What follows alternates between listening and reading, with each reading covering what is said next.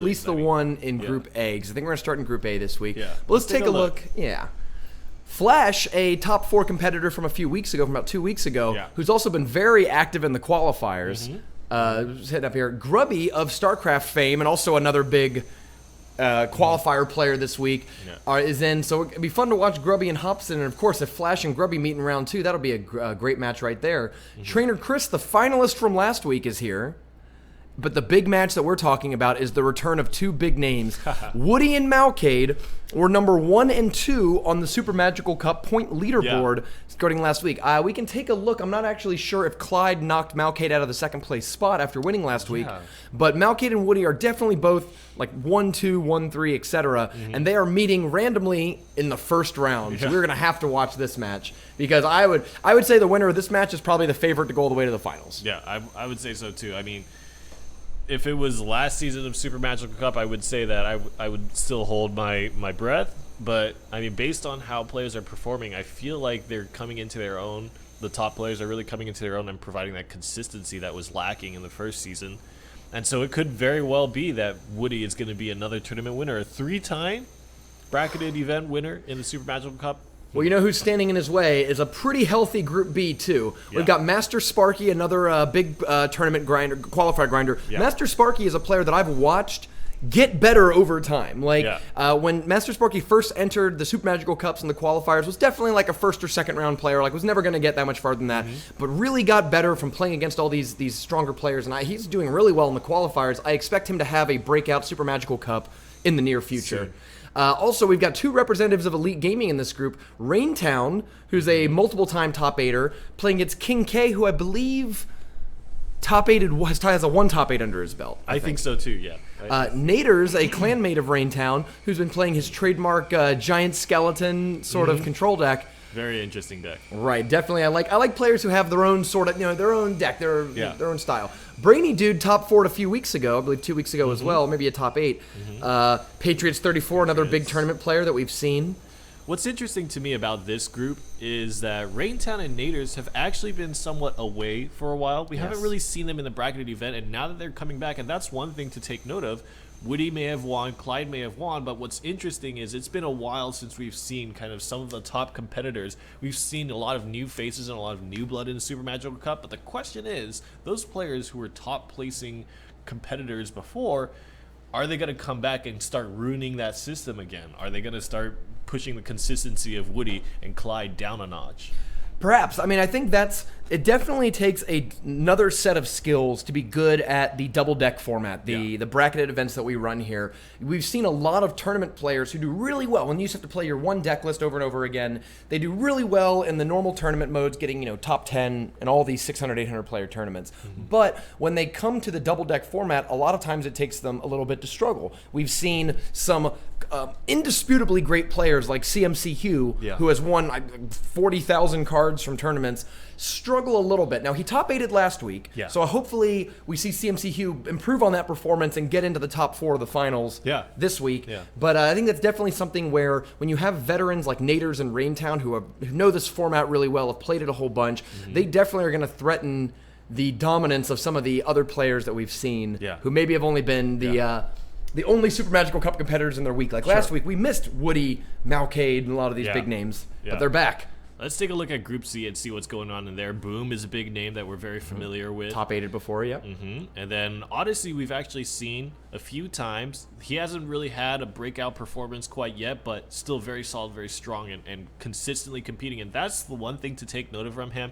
Just as you mentioned with Master Sparky, the players that are obviously continuing to compete and continuing to play in these events, they're going to start getting better. They're visually getting better. I mean, Achan 66 is one of those. I believe he's had one top 8 or top 4 under his belt. But early on, we used to see Achan every week and usually getting bumped out around rounds 1 and 2. But now consistently is making it deeper into the tournament and is a threat to top 8, kind of a dark horse candidate on any given week. Absolutely. We have the return of YT Chester 24, a new name, kind of demonstrated good results in the first Super Magical Cup, got all the way to the finals and lost to Woody to take second place.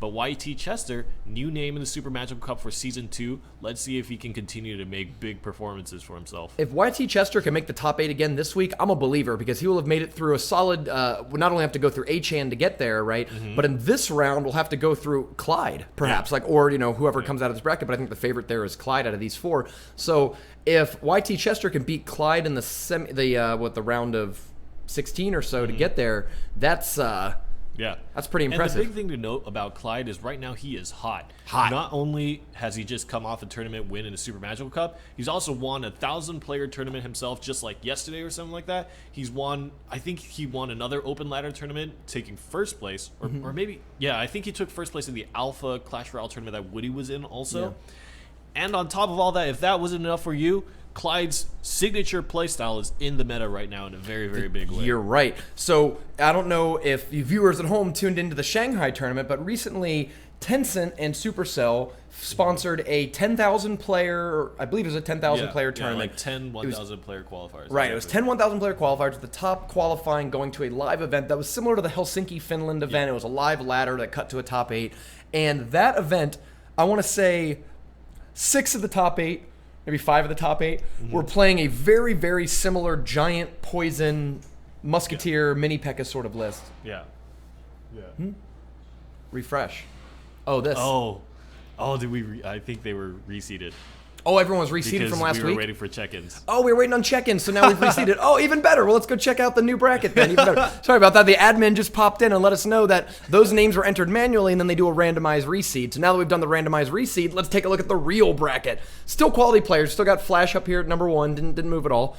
Master Sparky down here. Grubby and Patriots in round 1. That'll be a very interesting match. That's actually pretty interesting. Since we're sitting in Group A, we may have to watch that match right away. Woody and Malcade are probably breathing a little sigh of relief if they're watching the stream. Just probably going, woo, I can wait a little bit before those.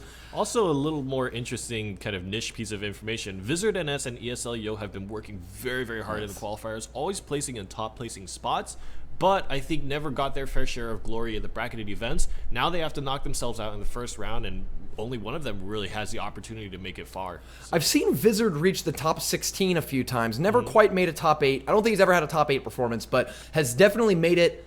It's sort of like the gatekeeper. Wizard's the guy you gotta beat to get to the top 8. But, of course, like we said, people have just been getting better and better, and actually, I think Wizard has a relatively decent chance because unless Carlos, Simple, and some of these other people are really breakout performers, and we know what we get with Wizard, there's only Raintown and maybe Hobson and Quinton standing between Wizard and a top 8 performance. Yeah, we'll see. They're definitely, their destiny is in their hands. For sure. Well, King K and Clyde here in Group B is also another good match. I mean, we know King K is a really solid performer. That'll definitely give Clyde a challenge right off the bat. Apex, Predator, and Matt are 2 others that we're really familiar with. Matt, I believe, is from Reddit Alpha, which is Woody's clan. Yeah. Woody's guild. Yeah. Also, still interesting that Achan continues to be in jeopardy because they have Naders, King K, Clyde in their bracket. Just so many big names. But there's really no easy bracket, though, if I'm looking at it. Like, maybe this pod of 8 might be the easiest, but even this one, Brainy Dude has made a top 8 before. You know what I mean? So there's not like it's a whole bunch of nobodies. And, of course, Safari Dan and some of these others that we've seen a lot of in the qualifiers could outperform. If there was any lesson to be learned from season 1, it's that anybody could be the new competitor. That was actually the storyline, that we talked about so much in season 1. Is I felt like every week a new person was winning, and oftentimes people who had never entered a Super Magical Cup before. So perhaps now season 2 has been a little bit. The storyline of season 2 has been a lot more of the revenge of the veterans. Yeah. Woody's taken down the first one. Clyde's taken down the second Invitational. It's actually, we haven't yet seen a new face win a Super Magical Cup in season 2. What's super interesting to me, too, is Woody and Clyde are kind of the biggest winners of the Super Magical Cup in some ways because Woody was top of the leaderboard, the most consistent, most winning player in season 1, and Clyde was the undisputable champion at the end of the season, winning the Invitational, containing the top 16. All the best players were in that tournament. He had to play through a grueling round-robin phase into the bracket, and he came out on top of everybody. And so, in some ways, in Season 1, Clyde and Woody, technically, if we were to try to translate their results, they would be the biggest winners of Season 2. Absolutely. I mean, I think that the Super Magical Cup produces some of the best players in Clash Royale, like almost without debate. I would take Woody, Clyde, and some of our other big regular performers. I mean, we've got Justin for the win in this one. We've got Malcade, some of the other ones like Clark Kent, Manufan. I would take that roster and challenge any team in the world with the Super Magical Cup roster. we should make the Super Magical Cup team. Get Woody, get Clyde, get whoever else is the top jerseys, and then we'll just fly around to different countries and beat people. Yeah, it'll be like the Harlem Globetrotters. Let's go on a barnstorming tour. Yeah, and then we'll just tag on to their success. Oh yeah, absolutely. I love riding coattails. Coattails are the best thing to ride. So, let's see what we got here in Group C. We've got Justin for the win. Actually, I believe this might be the return of Justin for the win in Season 2. Yeah. Because Justin is one of the most dominant tournament players in the game. He's only played in 2 Super Magical Cup. He's really a phantom. Kind of a phantom because he plays all over. I mean, he's not really, I want to say, loyal to any specific tournament series. But when he's entered Super Magical Cup, done very well. Won his first one and placed second the following week. But then struggled a bit at the Season 1 championship event. Didn't make it out of group play. I remember that was a big upset there where I think it was Interlol and Malcade. A whole bunch of big names. Yes, it was Interlol, Malcade, Justin, and one other, and I remember I had picked, I think, Justin. Pompeo, right? That's right. I had picked Justin and Pompeo to advance, and actually Interlol and Malcade none of us advanced. picked Malcade. None of us, Malcade just started dunking people. I would say that championship event was really Malcade's coming out for my standpoint. That was the debut of that minor Furnace deck, if you remember, that has now been so popular in the metagame. He was ahead of the meta, really. I mean, the Super Magical Cup really sets the metagame, and to me, like, I feel like whenever I see a deck do really well at Super Magical Cup, I suddenly start to see it a lot more on the ladder in the following week, and it starts to get a lot more. I mean, honestly, was anyone playing Giant Poison before Clyde started dominating the tournament scene with it? No, I remember that being kind of an outside fringe archetype. It was mostly Golem Poison. I think some people understood the idea of big body poison pushes. Yeah. But Clyde really, I think he was just the expert and fine-tuned it to utilize the elixir cost of the Giant and to make sure that he was making it as efficient as possible, kind of understanding the card. And avoiding high risk cards like Witch, right? Like I think Giant Witch Poison was an archetype, Giant Balloon was an archetype, but by sticking with just Giant Poison and efficient, hard to counter support cards, that archetype has really taken over, and we saw I guess a ton of it at the Shanghai tournament. This will be a cool match. YT Chester and Santi both top 8'd last week. Yeah.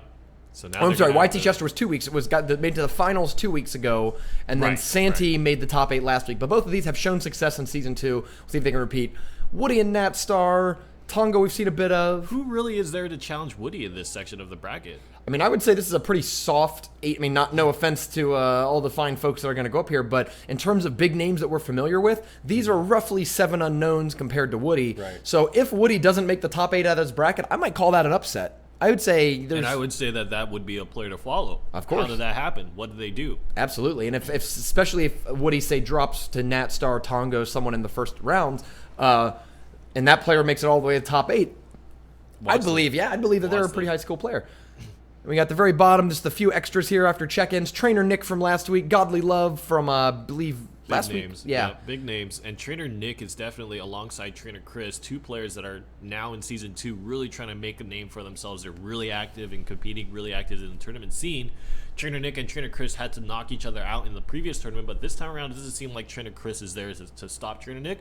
And my favorite part about that is Trainer Nick is rolling with the Sparky. I hope he is. Yeah, we saw that last week, but we're not super sure. Yeah. Now, guys, before we get into the actual coverage, which starts very, very soon here, I want to remind everyone that if you'd like to join, where's the?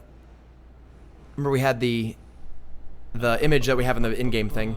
The sign up Super Magical Cup. Could probably just switch to the in-game. Don't worry about it. Yeah, let's go to the in-game one. Why not? So it's a good reminder, everyone, that you should go to supermagicalcup.com and give us a sign up for Season 2. Let's take this one down. There it is. All right. So we're getting into the actual gameplay here real soon, but we can run up to 128 player bracketed tournament every week, but there is still time to qualify. We're still not having a full 128 player tournament because we have yet to qualify enough people to really fill it out. So if you'd like to play in Super Magical Cup Season 2 qualifiers, we run at least 4 a week. We've been running 6 the last couple of weeks.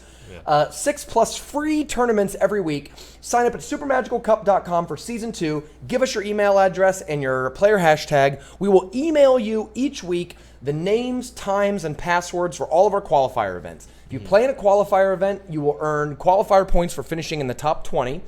If you get any sort of qualifier points, you can play in these bracketed events. Once we start getting more than 128 people left, and of course there's still 2 months left in Season 2, then it'll start to go by who has the most points who can get in. But right now, it's a free-for-all. Play in these qualifier events. Get in for real. perform high enough, and you can be in this weekly broadcast. You know, I've seen some stories, and there was a particular post on Reddit talking. This guy was really, really happy that they were being Super Magical Cup participants. Mm-hmm. To that, my good sir, I say, if you feel like you can beat these players, I encourage you to step out and start playing in the competition and start challenging these players yourself. And if you know anybody who is that competitive, and if you know anybody who you believe is better than these competitors, pull them out to the Super Magical Cup, get them to compete, because we want them to prove their worth. Yes, our absolute goal with the Super Magical Cup is to find the best players in Clash Royale, right? Reward their skill with great prizes.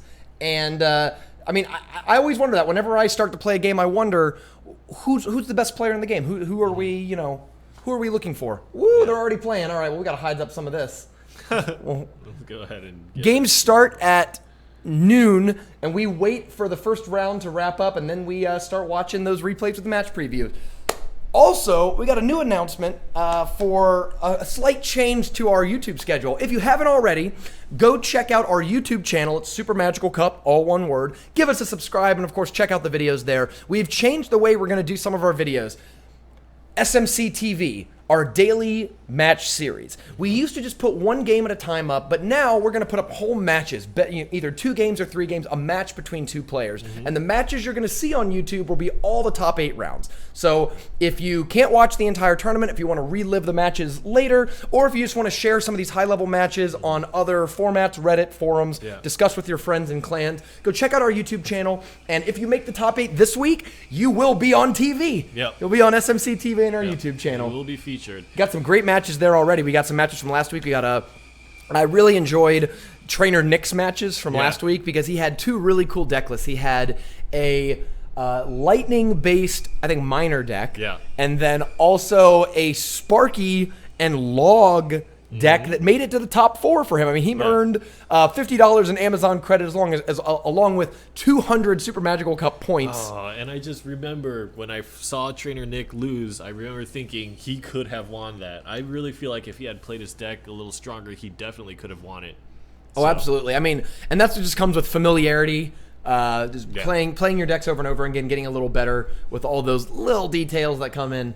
Yeah. I think we can actually start getting into the matches here. It's 12:05 when we normally start to do the broadcast. Absolutely. Let's see what we got. We got a cute little one right here. Let's try.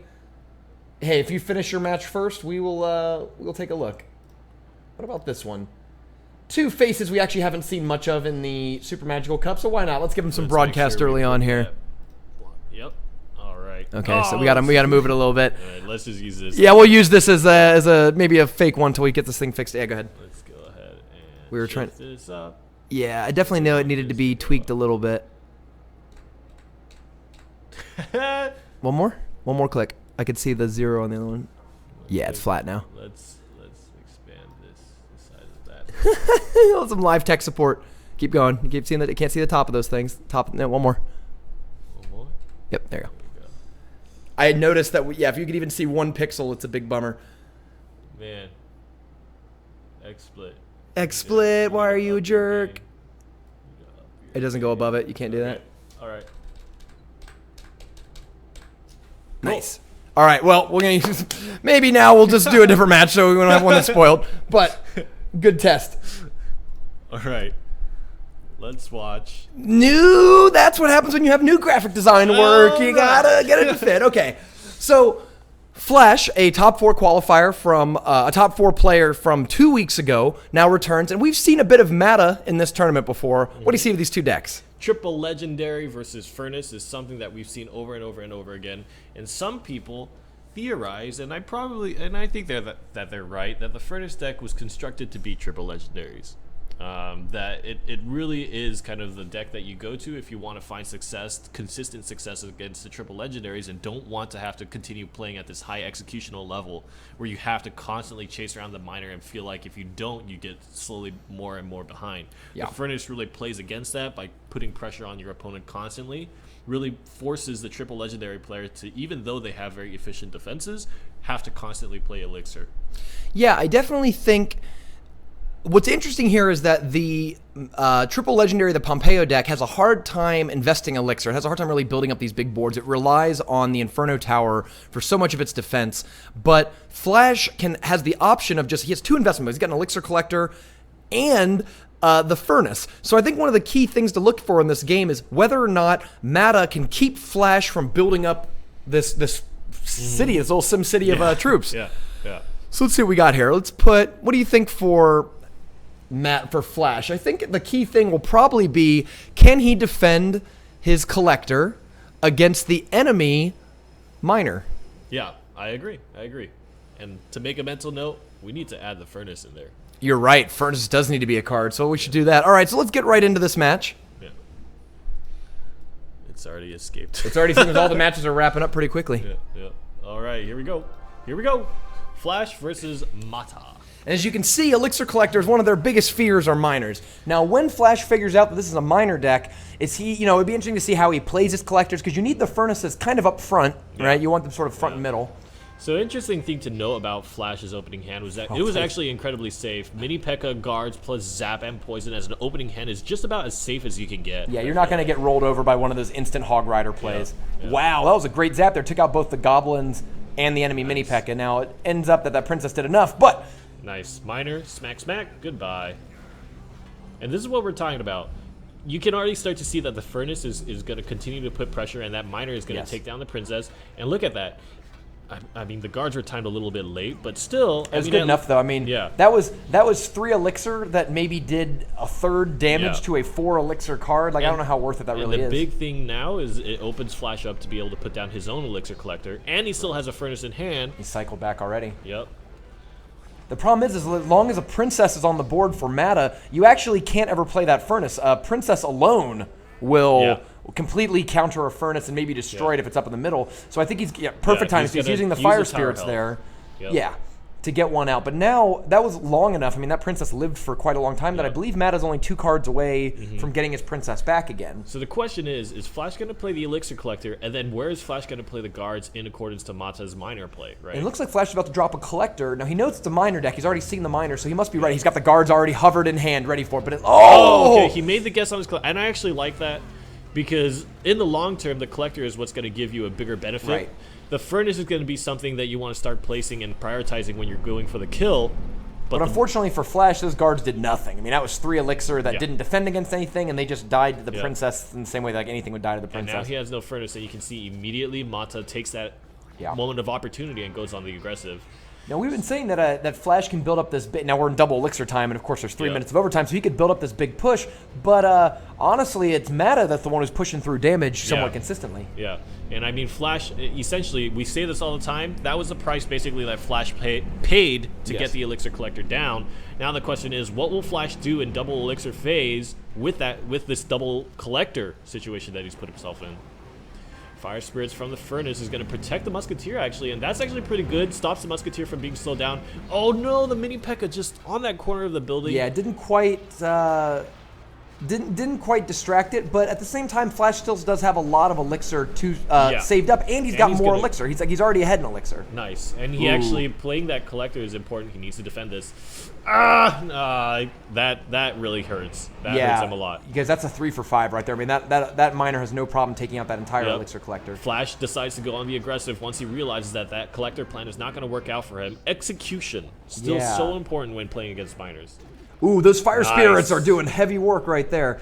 And the guards come in to defend against the Mini P.E.K.K.A. Now, even though some damage is getting done, not too much given the Mini P.E.K.K.A was already there to defend. Flash's execution is just a step behind where it needs to be. If he can tighten that up just a little bit, he's going to find much more success against this miner deck.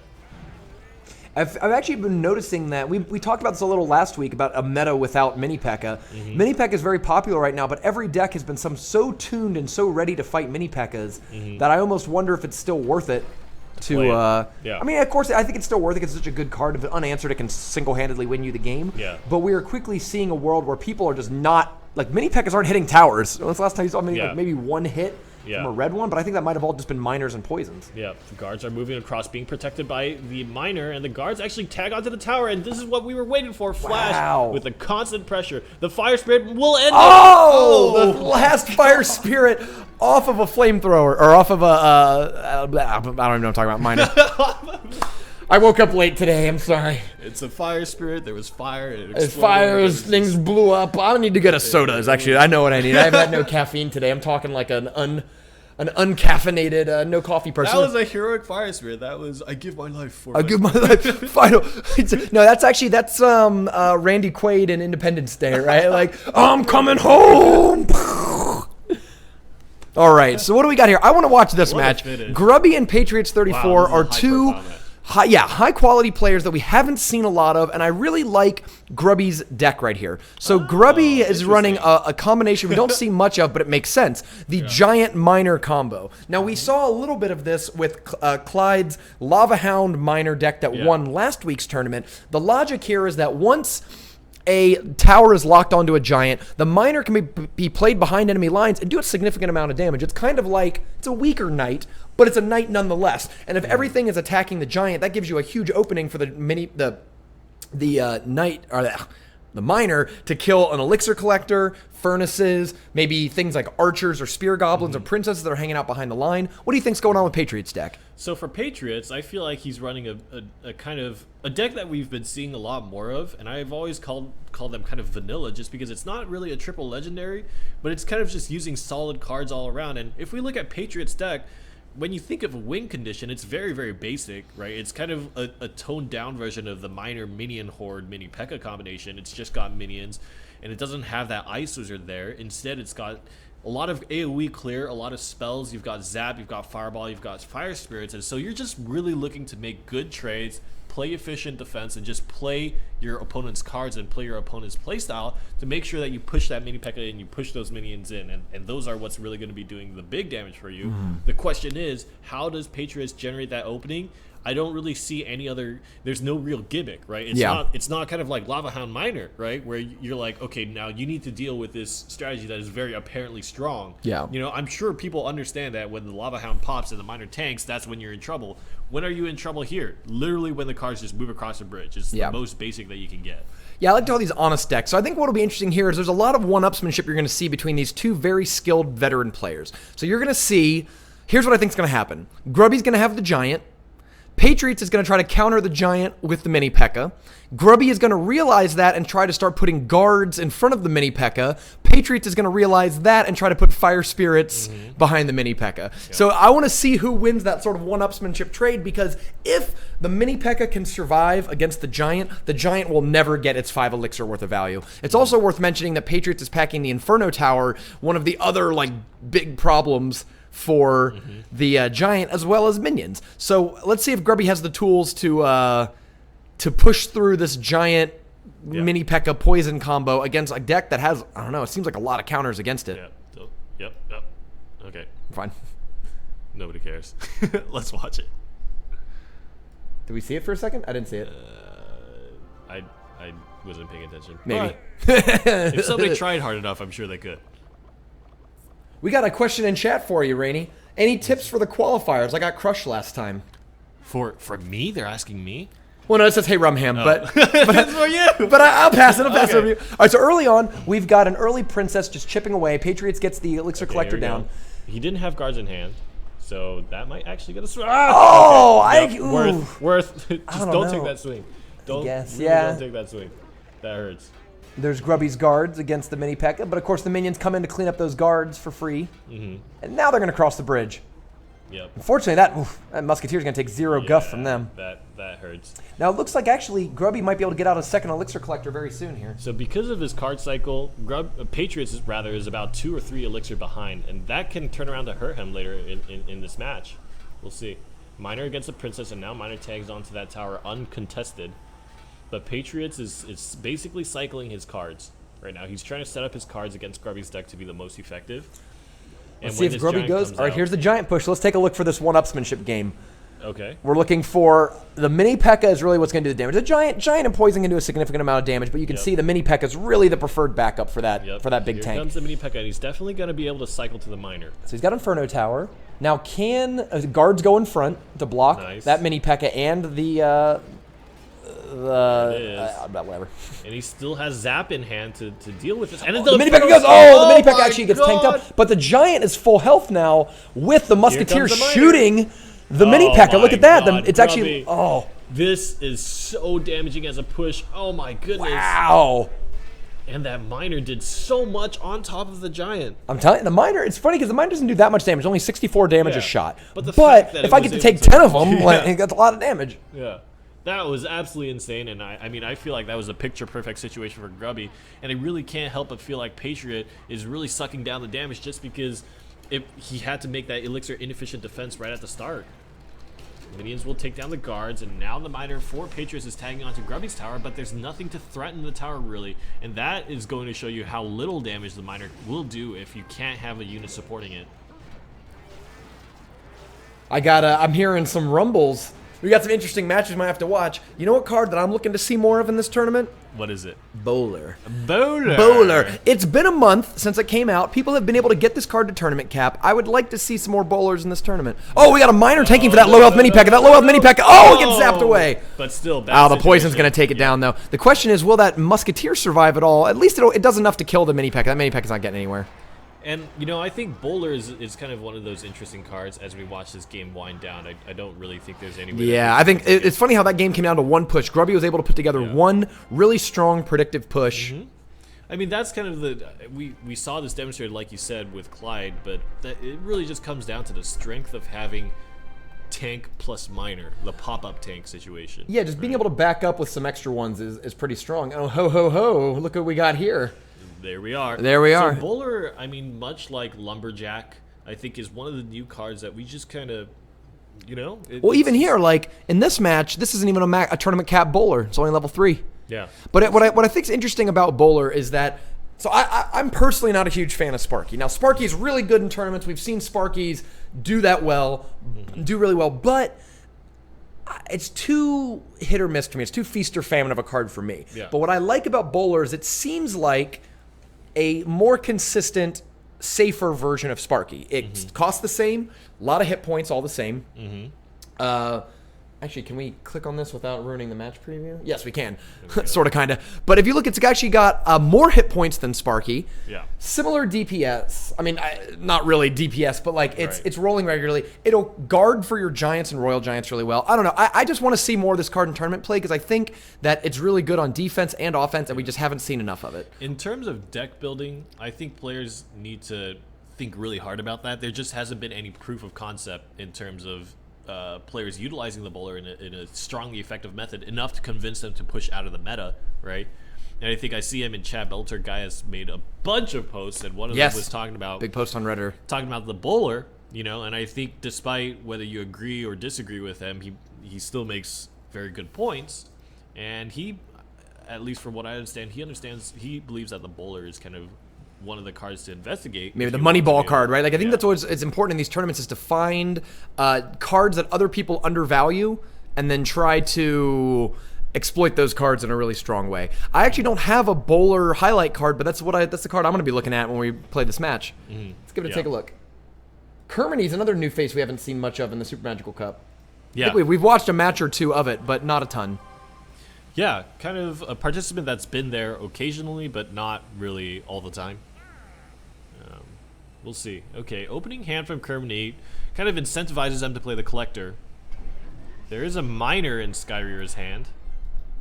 Yeah, it's interesting because this Skyrie, who I believe is Bellator Gaius in real life, or in real life on Reddit or whatever, his other name in Reddit life, is he's still doing the miner giant combo. Now that's something we hadn't really seen at all last week. So what I really find interesting is that Clyde's meta change, right? Clyde's Lava Hound miner deck has inspired people to try that miner tank combo a lot more often. Now I like that timing on when he played the miner. He made sure that Kermany had committed much more elixir, so there was no question. You know, he didn't leave it up to chance. He wanted to take down that Collector. Now look at this interesting big build up here because it keeps knocking the enemy mini P.E.K.K.A. out and actually killed it. Yeah. So now the bowler was actually turned away, and so the back line is actually doing a lot of damage to it. But enough damage, it bought enough time to stop big damage coming down from the tower. 15, 20 is nothing to laugh at, however. And the question is, could that bowler have been, say, a mini P.E.K.K.A? Would that have cleaned up the push faster? Well, he had mini P.E.K.K.A down there as well, too. So he actually had both. Sure. But I think it reminds me of something like Witch. Like maybe Witch would be a good parallel, because Witch is another one of those cards that maybe isn't super strong on offense by itself, but is very interesting. Oh, no. Whoa, look at that freeze! Oh, God. Does he kill it? He does kill the Musketeer. So did not get a hit on the goes the to show you though. the strength of collector positioning. In the middle of the King Tower, just allowing both towers to shoot at the Miner. That's really the big benefit. All right, Giant in the back and Bowler in the back. So this is an interesting parallel, right? Bowler is 6 elixir, Giant is 5. Technically, Skyrie has invested a little more. But what's cool here is that if Kermany wants to, he wants to back it up with Ice Wizard, guards, mini P.E.K.K.A, anything like that. Anything coming down that lane is going to get knocked back and take a pretty good amount of damage. You almost want to play ranged at the side of the bridge, and I actually think playing that mini P.E.K.K.A is a mistake. Well, it actually got around the bowler, it looks like now. I mean, like, just barely was able to move out to the side. Yeah. Oh, but look at those guards getting rolled. Yeah. And the thing is, the bowler will constantly push back. Yeah. The thing I like about bowler is that he's slow and heavy, so you can actually play him on defense, and you can cycle back to him pretty quickly just like that, because he moves so slow, and with a range attacker, he doesn't really cross the bridge that quickly. Yeah. Now, here we go, the giant bowler push, the plan of the deck, basically. This is a lot of elixir committed onto the field for Skyrie. And we see the Ice Spirit froze that mini P.E.K.K.A and then actually caused him to retarget onto something else back there. Yep. Look at that bowler rolls, though. Still there, at not even in tower range right now, just continuing to throw boulders and there's down. A second one. Look at this. It's still not in tower range. This is something that Sparky never does. For example, Sparky very rarely builds up into multiple Sparkies in the same lane. And the question is, even if you wanted to use spells to AoE down those bowlers, they're so healthy that you're going to need to commit a lot. I mean, look at that poison is barely reaching. It didn't even get to half. I mean, health is one of those things that is very heavily valued in support troops. Another I think bowler on the table, possibly. The whole reason that we even see cards like Musketeer is because they don't die to fireball and poison and stuff, as opposed to things like archers and spear goblins. Here it comes. Bowler moves across the bridge and pushes the Ice Wizard back and almost retargets the bowler. What would this be if this was a level 4 bowler? You know what I mean? I have to imagine that most cards have these situations where if they're one level higher, suddenly they 2-hit things instead of 3-hitting things and whatever. And I wonder what sort of things apply for bowler like that. And I almost definitely think that for the bowler, you're looking for the damage, because it's so healthy that it's not really going to make a difference in terms of it's not like the difference between 1 fireball and 2 fireballs. Great mini P.E.K.K.A there by Kermany. It came off to the side of the bowler, and I don't think the bowler hit it once. So something interesting to note is I feel like playing the bowler almost incentivizes you to play more CG type decks. Right, because look how slow that push is coming across. Yeah. You could justify. I could imagine something like rocket cycling becoming incredibly effective. Yeah, right? Actually, a rocket would not kill the bowler, but it would do a lot of damage to it. Like, and the bowler it'll take so long before the bowler. I mean, look how long Skyrie has had this push going on for like 40 seconds now, and he hasn't done a single point of damage to Kermany's tower in that whole time. And it looks like this push is going to drop out anyhow. But it's funny because Kermany, look at the elixir disadvantage right now. Yeah. Look how much. I mean, they're at the same elixir cost, but there's Skyrie 5 has, and 6 on the table. Yeah, has 11 elixir on board that hasn't even crossed. So I think there's definitely some pretty these bowlers just grinding down the defense. Even though Kermany is holding it off in terms of tower health and stuff, it just can't seem to. To get elixir advantage. I'd actually like to see Kermany split push here. Yep, I feel like agree. The poisons are doing a really good job at holding off these pushes and kind of jamming them up. But he's not generating a win condition for himself. Yeah, well, I don't know. Actually, Kermany is doing slowly little bits of damage, but as he's falling behind an elixir, that's going to become less and less true. I mean, the interesting thing... Here's a good bowler right here. Far away from the bridge. Yeah. And what's interesting is the bowler, you really have to line up the bowler and figure out what it's going to be targeting onto and try to position it so that the bowler goes past and hits all the supporting units behind. Yeah, it's kind of a tough card to put behind your king tower because it walks at a weird angle up to the river and might be unangled. Musketeer gets slapped down by the Miner, and finally a Giant makes it to the Tower of Kermany, and he's going to take a little bit of damage here, and finally the bowler tags onto the mini P.E.K.K.A and AoEs the tower down, and this might be the push that Skyrie needs. And if you said slow and steady as siege, I feel like bowler is way slower than that. That was a cool card. I mean, I liked how it just seemed like a very different playstyle. It was sort of like this molasses speed like terrifying push that was just slowly building up over time until eventually the other player just kind of collapsed under the weight. Like you eventually just didn't have elixir. Like, oh, he's got an 11 elixir push coming at me and I only have 4 elixir. And that was an advantage generated over many, many, many bowlers.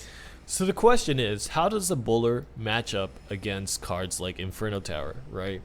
Like, where do you see that card fitting in terms of what I would believe to be probably one of the bigger counters against it? Because if you imagine this deck that Skyrie ran, it's very, very reliant on big bodies. Yeah. The Giant was very important in protecting the bowler, and the bowler was very important in allowing Skyrie to push across the bridge in any feasible way. You know, I think Hog Rider decks, which have kind of fallen out of favor in the meta, would really punish those sort of decks. And maybe the more aggressive minor, not like the minor Furnace or Trifecta or the triple legendaries that we see, but the original like Manufan Clark Kent legendary minor decks that were like minion hordes and mini P.E.K.K.A.s, or just like really hardcore hog cycle decks. Because when you put 5, 6, 11 elixir slowly moving across in one lane, you're opening yourself up. You should lose a tower first, right? Yeah. So what you can do is if they time it, the hog player times it correctly with about 20 seconds to go or 40 seconds to go, when they start this big push, you knock their tower down and then just play any sort of desperation defense until the clock runs out. Just let the slow speed of the bowler just kill himself. That game almost went to a draw. Yeah. You know what I mean? Like he won, started but pushes, it went late.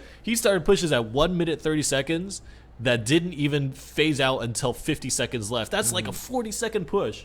So let's get back. We've got some classic deck lists right here. We've got this is a pretty interesting variant on a Trifecta deck that I'm a huge fan of. So what this deck is, if you're familiar with the very popular Trifecta deck, the one thing that I've always tried to do, or people have wondered about, is could you replace Hog Rider with Mini P.E.K.K.A. Because, Mini P.E.K.K.A's a terror on offense while not being useless on defense, right? But some players decided to just, well, why not both, right? And they subbed out the cannon that's normally seen in this list for a Mini P.E.K.K.A. Mini P.E.K.K.A. functions like a cannon against a Hog Rider and a Royal Giant. You play it on defense, it chops them up. You might take a little more tower damage, but you get it to counterattack with. And this deck is so reliant on counterattacking that this version tends to be a little more aggressive. Kind of like 4 Horsemen. I don't even know. Like it's not the Trifecta anymore. The 4 Horsemen. That's the new deck name. So I think this is a cool variant. It's also probably the strongest non-legendary deck list in the game. Like whether or not you play Cannon or Mini P.E.K.K.A., that Trifecta list is the most consistent non-legendary list. What's going on with Raintown here, though? So Raintown's an interesting deck. Giant Poison, he's obviously kind of using that for his win condition. And then the cards that he's using to support it, it's interesting he chooses Barbarians, the 5 elixir commitment for a very, very strong defense. But typically with Giant Poison decks, you want lower costing cards, right? So I think the Barbarian is kind of the standout card choice for me here in this deck. The fact that he's willing to play that 5 elixir alongside, I mean, typically you would see something like maybe a Musketeer or maybe even kind of another legendary, another 3 elixir card, right? One thing I'm interesting to see is I don't see anything in Quinton's deck besides the poison that can kill defensive princesses. So I could see a world where Raintown gets multiple princesses up in a very short period of time, and they're just like overlapping arrow fire prevents Quinton from ever really building up one of these big pushes, and it definitely doesn't let you sit back, right? You have to sort of attack in that way. Yeah. So let's get right into this match. Let's take a look. Quinton versus Raintown. This is kind of Raintown's reintroduction into the Super Magical Cup. That's true. We haven't seen Raintown. I don't think he was here last week. Yeah. I'm going to go get a soda because I can feel the lack of caffeine hurting my brainsies. Can I get you a drink? Yeah. Soda would be good too. Oh, I am too close to the mic and you're too far from the mic. That's interesting. That's because easy. Based on the distances, you would think it was otherwise. I was getting over here. That's why. You were all the way over there. Me. So I'm going to get you a soda, buddy. Here comes the Trifecta push of ages. Hog Rider pushing the Valkyrie. And we'll kind of hold down the fort while Rumham is away. Mini P.E.K.K.A. Skeletons on one side, going to get zapped up, and I think the Mini P.E.K.K.A. might get a swing, actually. Quinton needs to play the Skeletons. Don't want to risk it. Giant Poison, the first one, onto the other side. And Giant Poison really is one of the decks that gets to do a lot of damage kind of in double elixir phase, or if you have a ton of elixir collectors placed. Because really, the Giant is going to be something that your opponent stops. The question is, the Giant on top of the Poison is going to wear away those units that are killing the Giant, and then the supporting troops that come behind it are really what's going to be doing big damage. So Raintown was able to push in about 600 onto Quinton's right side tower. And he's going to be feeling pretty happy about that. Collector plus Giant before Quinton trades with his own Collector. And they're about even on Elixir right now. The question is, how is Quinton going to arrange his trifecta without the cannon to defend against this Giant? There's no kind of pulling this Giant away. He just needs to chew away its health. Here comes the Poison, already working on the trifecta. But all 3 cards are pretty healthy, and Quinton survives that situation without too much problems. The Princess survives too. So that's going to be really important for Raintown. Skeletons as a counter. Oh, and then push back the Princess. That sucks so much. This is going to hurt Quinton a lot. Has to play another Musketeer. Raintown takes the opportunity to play his own Collector. Barbarians against Musketeer. Raintown is definitely going to want to support this. Barbarian Poison, maybe? Nice, and he tags onto the Collector there. I do like that play. Now, Hog Rider needs to be defended by Mini P.E.K.K.A. There's no buildings here, remember. No cannons, actually, in either of the decks. Skeleton against Mini P.E.K.K.A., but that Zap will take it down. This counter Zap. The Mini P.E.K.K.A. duel is won by Quinton. Oh, Skeletons to protect the Princess. I like that choice. And there's a big Giant push. Now, the fact that Quinton had so much problems dealing with the Mini P.E.K.K.A. and the Princess meant that the Giant actually got a lot of swings on a tower. Plus, the Poison pushed that tower down to 300 health. Raintown is in a good position, but now he needs to work down that right side. Barbarians to try to body block it, and it's a good one. Excellent positioning by Raintown. Stops that Hog Rider from getting a bunch of swings out. Really, really important key play there. Raintown could have lost the match in that moment.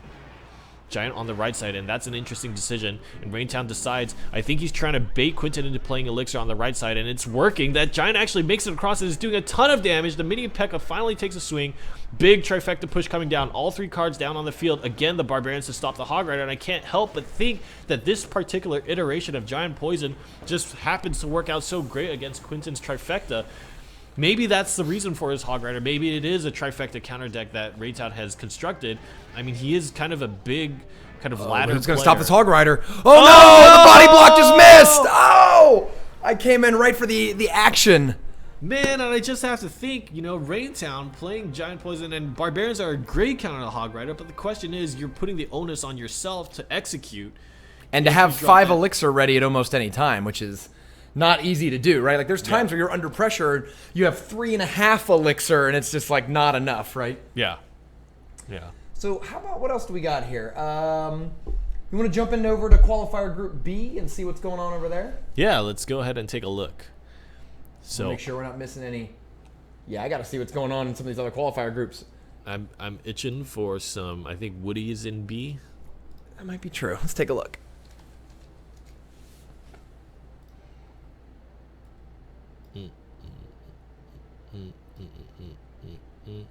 That ain't true. No, I guess he might have been. Or maybe. Let's take a look. Let's watch a few games. We're going to bounce around, catch a couple games. Let's go to Group B. Who do we got here? Well, let's see. I think this is... There's one I definitely want to watch. Oh, yes, we got Naders in this group. This will be good. We got some good games to watch. You got to scroll back a little bit. Here was the one that I... Wait, they're all accepted. Oh, and maybe it wasn't in Group B. My bad. Yeah, I think it wasn't. All right. There was a game that I'll watch later. What about this one? Whoa, this is kind of a cool deck. All right, let's take a look at this guy. Yeah, this is interesting. Naders is really...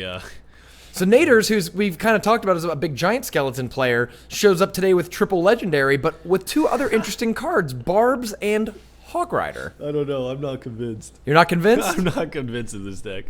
Let's take a look. You know, we haven't seen a lot of Hog Rides recently, so we'll make sure that Hog Rider gets his day in the sun. Otto, though, I'm a big fan of because a mortar.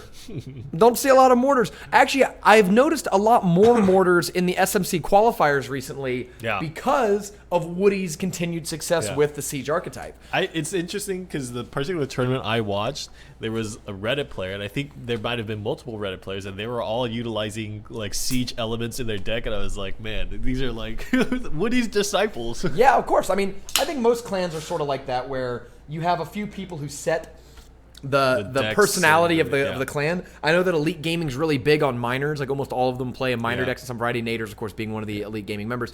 Otto, on the other hand, I like the combination of Furnace and Mortar. I feel like that's a lot of pressure that's hard to deal with. And then, of course, just a mixture of really great defensive cards. I mean, I don't know how you're going to crack Zap, Ice Wizard, Musketeer, Guards, and all that. But I'd be interested to see. The Princess is going to be very useful in terms of hurting both Barbarians and Guards.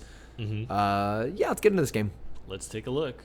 So it's interesting because, I mean, I almost feel like against Otto's deck, you might want to run your Hog Rider more as kind of a building killer rather than a tower damage dealer.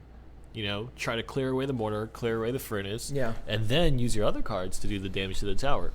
So you're almost incentivized to play your Hog Rider as a counter to those buildings rather than as a... Yeah. I mean, that's actually one of the things that... Clyde, the furnace just wrecks those minions. Clyde said that about Woody's mortar decks. He said, you know, I feel like Woody doesn't really play mortar decks. He's playing some other things, and the mortar is just the distraction that causes your opponent to make the mistakes that let you win. Which I think you would typically make against a mortar, right? Yeah. Like constantly trying to play Elixir into it and failing, and then realizing that, I just played like 6 Elixir into a 4 Elixir mortar. Still got one shot on my tower. Yeah. Interesting. Just gonna let that Musketeer go. Whoa! There's a zap target right there if I ever saw one. Oh, there it is. Nice. Looks scary. But... Seemed like he wanted to wait just a little bit too to try to break some of those shields off. Yep. And The furnace. And the guard body block. The mortar is shooting the Ice Wizard, and then the body black was really good there. The what are they called? Didn't. Nice. The Hog Rider didn't actually quite make it. They only got about one swing, and then the constant furnaces are actually keeping people off that mortar pretty well. So that miner got to 1v1 the tower, 1v1 me tower, and whenever the miner does that, he eventually falls, but does 500 damage before it's usually worth it. Yeah, I mean, for 3 Elixir, I'll take 500 damage. Yep. I couldn't find any soda, so we found this V8 Fusion energy drink. I'm pretty tepid about this. I'm not... It's the California lifestyle, Rumham. You're getting healthier. I miss sweet tea. I miss sweet tea. All right. I'm pretty sure the Musketeer wins, but how badly? Pretty badly. Ice Wizard does pretty no damage. Pretty junky. Pretty gross amounts of damage, Pretty junky. Now, these barbs, I feel like, aren't going to go anywhere either. Not just because of that furnace definitely made sure they weren't going anywhere. Oh, wow. But I think even then, just the gumming up of the guards and the Ice Wizard with the 2 towers shooting at him probably would have led those barbarians to do about no damage. But props to Otto for being able to get out another furnace. The big thing here is, how is Otto going to kill that princess? I guess he's got a fireballer, right? Yeah. I mean, you're pretty happy to fireball in a deck like this, especially because it was near the tower you already cared about. Like, maybe Nader should have played his princess more on the left side where there wasn't that kind of easy counter for it. Yep. Just as an interesting personality side note, things that tilt Clark Kent. Fireballs on princesses next to towers. Really? Yeah. It was in that video where you played against him. He's like, "You're one of those guys who fireballs the princesses." Yeah, it's a good move. Yeah. He was like, "Oh, you're one of those guys." Anyways, just an interesting little... You poison princesses? I don't know. Maybe I'm a bad player. I will point out that I beat Clark Kent in that game, but then he beat me the next 2 games. He won the match. But I don't think he thinks it's ineffective. He just annoys him. Good. Yeah. Oh, no. Oh, no. So that's interesting because even though... Oh, wow, that's 1 second left, so the grind got there right there. Yeah. I wish that in that game, Naders would have used his princess. Like, he walked, I think, 2 princesses into fireballs, if not more. And I think that the princess, with her really long range, didn't actually have to be on the side that the furnace was pushing on for her to just be a permanently effective pusher. Yeah. Yeah, you know, it's 2 upsets though. Back to back, we got Raintown and Naders. I really want to see Nader's inspiration for this deck. I wonder if he's just trying decks out, or if he actually like ran ladder with this deck a bunch of times. I want to see a larger sample size of how this deck plays, because I want to see it be successful. Yeah, I'm not a hater on that deck, but I really like that Otto is innovating here. I was really impressed with how naturally Furnace and Mortar seem to go together. Yeah, and that's actually I had a conversation with Woody. And that's actually one of the things he said. You know, Furnace Mortar is probably a really strong combination just because the inherent synergy between kind of chipping damage from the mortar, chipping damage from the furnace, and constantly having to play Elixir into it. We just saw that it seemed like, you know, you wanted to play... you're going to have to project your voice, buddy. Can't hear you. I don't know what it is. But I think we're going to have to... I'm sorry, I gotta drink this thing. But it was interesting because you want to counter Mortar for less than 4 Elixir. And you want to do it with things like Goblins, Minions, Hog Rider, stuff that the Furnace is actually pretty naturally good against, right? This deck was cool because we got a P.E.K.K.A. We haven't seen a P.E.K.K.A. in a while. Yeah, P.E.K.K.A. has kind of really fallen out of favor with the introduction of things like Giant, Lava Hound, things that are just, they have more selling points based on the elixir that you invest, right? And I think these also just don't get distracted as easily, and I think that's a big thing for a lot of people is that, like, if I want my big tank on my Giant or my Golem, I don't want it to get run all around by skeletons and goblins and dumb stuff like that. Yeah, and you know, the thing is, on the one hand, it's kind of nice that buildings will distract building chasers, but on the other hand, when you throw a P.E.K.K.A. in the mix, not only does it just get distracted by buildings, but it also gets distracted by any units, so essentially you can run it around in circles. Yeah. I'm going to say, let's take a look here. I think one of the key things in this match, so Brainy Dude is running a Hog Cycle deck. I think what we're going to look for is when Odyssey plays P.E.K.K.A. behind his King Tower, does a Hog come down right away and knock it down, right? Like, there's no cannon in Odyssey's deck, so unless he's gonna have to figure out a way to stop these hog rides, I think they're gonna be pretty effective. The question is, can Brainy Dude use those openings to take a tower? And he's gonna have to, because I guarantee that Brainy Dude's deck is not gonna be able to stop these huge P.E.K.K.A. pushes that effectively. Yeah. The thing to look for, I think the key card in Brainy Dude's deck will actually be the Ice Wizard. That's the main thing that's going to slow down the P.E.K.K.A., the mini P.E.K.K.A., and that sort of stuff. And that'll be key because Ice Wizard plus, say, like Goblins and Spear Goblins may be enough to gum up the P.E.K.K.A. So the interesting thing here, and we can hop into the match, but Brainy Dude is actually running Spear Goblins, which have very, very, very, very fallen out of the meta.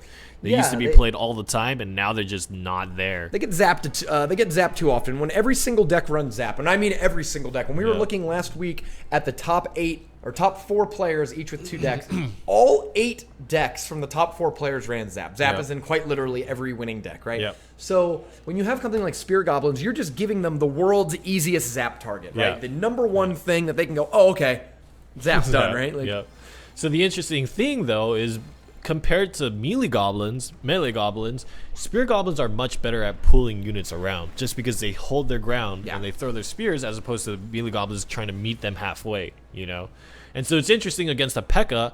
I almost feel like if you're going to play goblins, Spear Goblins is kind of the better choice because they achieve that goal of pulling the P.E.K.K.A. a little bit better. Yeah, that's how I personally feel, at least. Like, oh, look at those skeletons chopping up the Spear Goblin. Really cool counter there. And, of course, the skeletons provide a blocking shot that forces Brainy Dude to play his princess. Oh, wow. Has to use a zap. Has to throw a zap. And lost his princess. But still ahead in Elixir. Look, watch out. No, there's a collector. Oh, never mind. I'm sorry. Yeah, and that sucks. I was thinking, like, well, Brainy somehow pretty far ahead of Elixir. I didn't see the collector right against a P.E.K.K.A. deck. This is gonna be painful. There it is. I like that he's running both goblins. Oh no, not like this! Oh my god! Oh wow! No. That is a 2 for 4 on a card that you were probably gonna play anyways. Junk. He tried. He tried to punish the P.E.K.K.A., but so that was the thing is that he had that opening. He had that window. Where the opponent only has 3 or 4 elixir to try to take it all down. But what happened there, right? Like we did. Oh! That was cool. Oh, and he pulls it back. Nice. And there's Ice Wizard and the Goblins, buddy. That's going to be the ticket there. So the interesting thing to me, too, was that Brainy Dude opted to play that in the same lane as the P.E.K.K.A. So elixir that Odyssey played to defend was then converted into the push. Luckily enough, the Fireball cleaned it all up, but have to wonder about the decision making. Yeah, I'm kind of curious about why Brainy Dude decided to go with all that. I don't know if we had seen the zap already. I think he had already seen the zap. But either way, that's there. There it is. That mini P.E.K.K.A. is going to chop once. Oh, what did he hit? Wow, he threw the princess in there. That's what I mean, right? Like, you defend with 2 elixir just fine, and it just gets zapped away, and you're back in the same situation. That is such a scummy move. Yeah. You can throw your princess in front to just die. I mean, I think the Ice Wizard would have been the better play there, because Ice Wizard survives a shot. A shot, yep. That if that doesn't harken back to Game of Thrones. Oh wow! That mini P.E.K.K.A. got zapped right as it came out, and so the big P.E.K.K.A. could just one-hit it. Yep. Dangerous. Level 4 P.E.K.K.A. pushing across. Look how tanky it is. One shot on the Ice Wizard. Oh, that princess is just outside the poison range, the Ice Wizard is gone. Oh, wait, that princess might actually survive undamaged. The poison didn't hit her because she... No! Is it down? It goes down? Oh, it does! She survives! It lives. The princess lives to see another day. And I think she's going to kill this mini P.E.K.K.A. No. No, psych. Goodbye. Man, Brainy Dude's princesses have not been living very long. So we've been going into overtime with an almost tied game here, right? Yeah. There's less than 20 damage separates these two players. Yeah. Brainy Dude has not been brave enough to try to push on the right side yet. I don't know why. Yeah, I mean, I guess he has 1,000 damage lead on that point, but we know an unanswered Hog Rider can take that whole thing down. These poisons from Odyssey are just they're really hurting. Crippling. Oh, okay. There was a little bit of damage on the princess or on the musketeer due to the princess, so that fireball actually took it down. Question is, Zap. how you? Yep. And melee goblins are there, but there's also the ice wizard. Oh no! This is bad. This is bad. Okay. Pekka. We only need. Oh wow! I like that zap there. Oh wow! Oh god! Musketeer is actually making its way completely unscathed. Oh, and it's shooting it locked on even with the spear goblins. Wow, Nice. that's a good 1,000 damage for Odyssey. Yep. And I think he actually might be able to poison this game out over the next 2 minutes. I mean, he only needs he needs about 2 poisons. 2 poisons on his zap, maybe. Yeah, and a little bit of extra damage. And what we see here really is that, okay, he used the fireball aggressively, and now what do you do against a musketeer?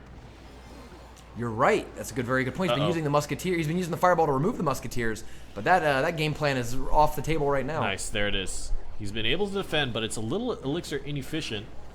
And the question is, if the P.E.K.K.A. is played at the bridge, can Brainy Dude actually stop it?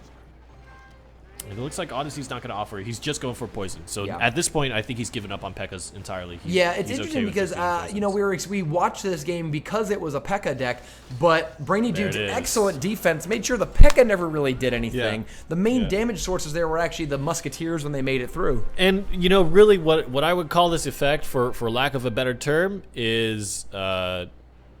Is that real? Do we even have? No. This is the number one trolliest Twitch thing. Yeah. I think, for lack of a better term, it's the Sparky effect, right? You spend all your time taking care of the Sparky, but then, actually, what the player is looking for is just a minor win of having that musketeer just end up getting 3 shots in, and if that's what you need to do to get the 3 shots in, so be it, right? It's not any different than kind of a trifecta getting 3 shots in with a musketeer, right? It's just the method in which you arrive at that situation. Absolutely, yeah. I mean, that's one thing why a lot of these decks are playing these tough spell-resistant cards, is because you find that your opponent I want to fireball the mini P.E.K.K.A. I also want to fireball the musketeer, and I want to fireball the barbarians. And at some point, one of these very vanilla troops is going to get through, and what are you going to do? So we talked in the pre-show about Achan 66. I like this match here because a rare match, no legendaries on either side. Yeah, and I watch love a real honest game here. Much like you like the mini P.E.K.K.A., the 4 horsemen, I like the trifecta with Ice Spirit. I definitely have tried Ice Spirit in that spot. Ice Spirit is another one of those cards. It's new. People are just getting it to tournament cap and really trying to explore its limits in play. I think it works really well. Actually, Achan, I actually like this a lot more in a deck with mini P.E.K.K.A. instead of the cannon. The 4 horsemen kind of version, but instead of skeletons, you run the Ice Spirit because the 2-second freeze is a lot more valuable when you have a mini P.E.K.K.A. in your deck who can take those 2 seconds to chop people down. Haven't seen a lot of barbs, but I think they'll do all right. It really comes down to, can they be used on defense effectively and try to avoid that mean old Valkyrie and poison, which are usually so good at taking out barbarians. On the other hand, we've got. Well, I mean, I bet you most of the damage is going to come from this Hog Rider. There's a furnace on one side, but no cannon. Let's give this a shot. Let's see if we can use those barbarians to block well. Let's take a look. And, oh, man, rest in peace, Raintown. Is that what he said in chat? No, I mean, but he failed blocking with the Hog Rider that ended up getting right. 2 or 3 swings that ended the match.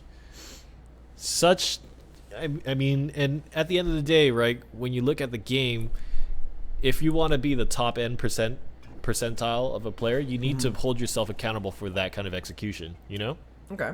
Yeah, definitely. I mean, that's the risk that you take. I mean, it's the same thing. I'm actually not very good at the trifecta deck with the mini P.E.K.K.A. instead of the cannon because it relies. I use cannon as a crutch. I'll get it. Against Hog Rider decks, I'm so used to just playing that cannon. I've got my cannon placements down pat that as soon as I see a Hog Rider, it's like, boom, you come to the middle, get killed by both towers. Missed fireball there. No! That fireball was a bummer. Haircut. Ice Spirits. Nice. And that's going to let all the Hog Riders shot through. But the important thing is that, he's got the goblins for it. But it wasn't that could have gone really, really badly for that musket. What was interesting to me that I actually never considered is that a little bit of damage that Ice Spirit did means that the Zap kills them off. So a 3 elixir combination, Ice Spirit plus Zap, takes down Minion Horde. Yes. Did not know that. It's really good. Yeah. It's interesting. And it's a nice little save, too, because sometimes you need your tower to take down those Minion Horde, shoot the Minion Horde up. And if they play a miner or something, suddenly your tower's preoccupied. You don't have the and then the Minion Horde, a la Woody style, just takes down your tower. Yeah.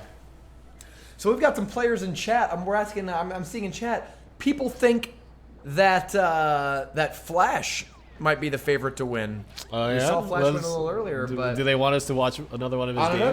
games? The players in chat who are talking in chat say that while the tournament is still going on, their early favorite is Flash. We saw his skill a few weeks ago. Yeah. Oh, look at that! See that Ice Spirit right there? No, Just no, froze the mini P.E.K.K.A. right in God. place.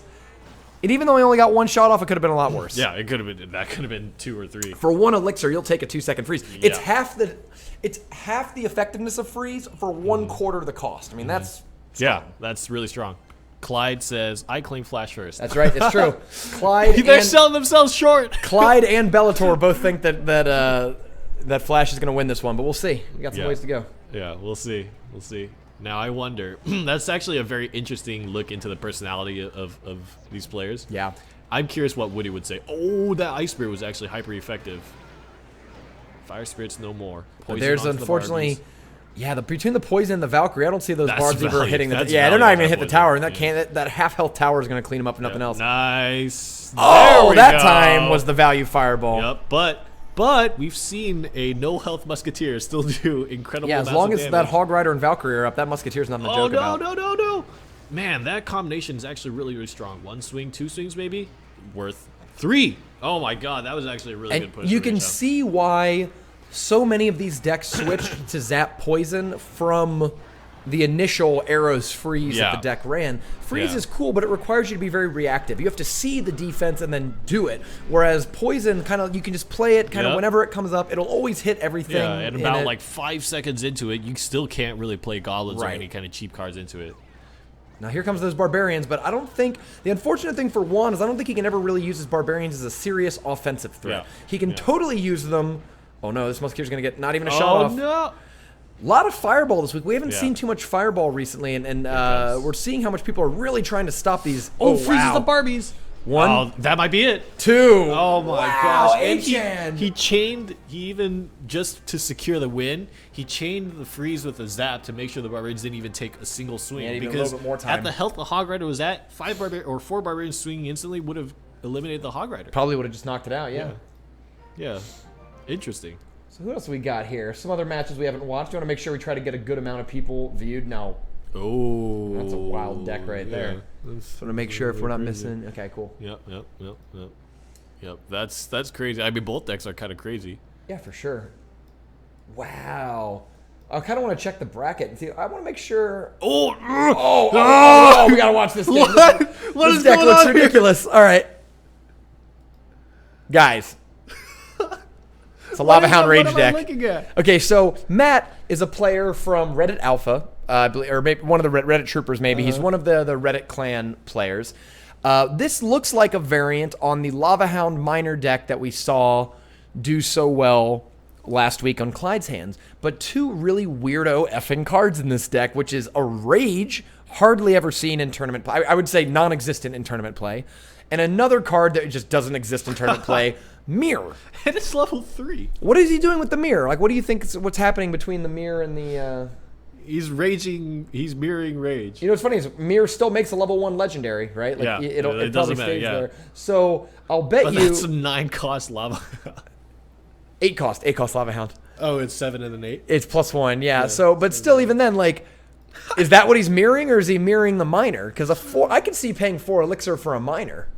Yeah, possibly. Matt, you mad scientist, what are you up to? On the other hand, Some minerception when the miner dies and the miner tanks.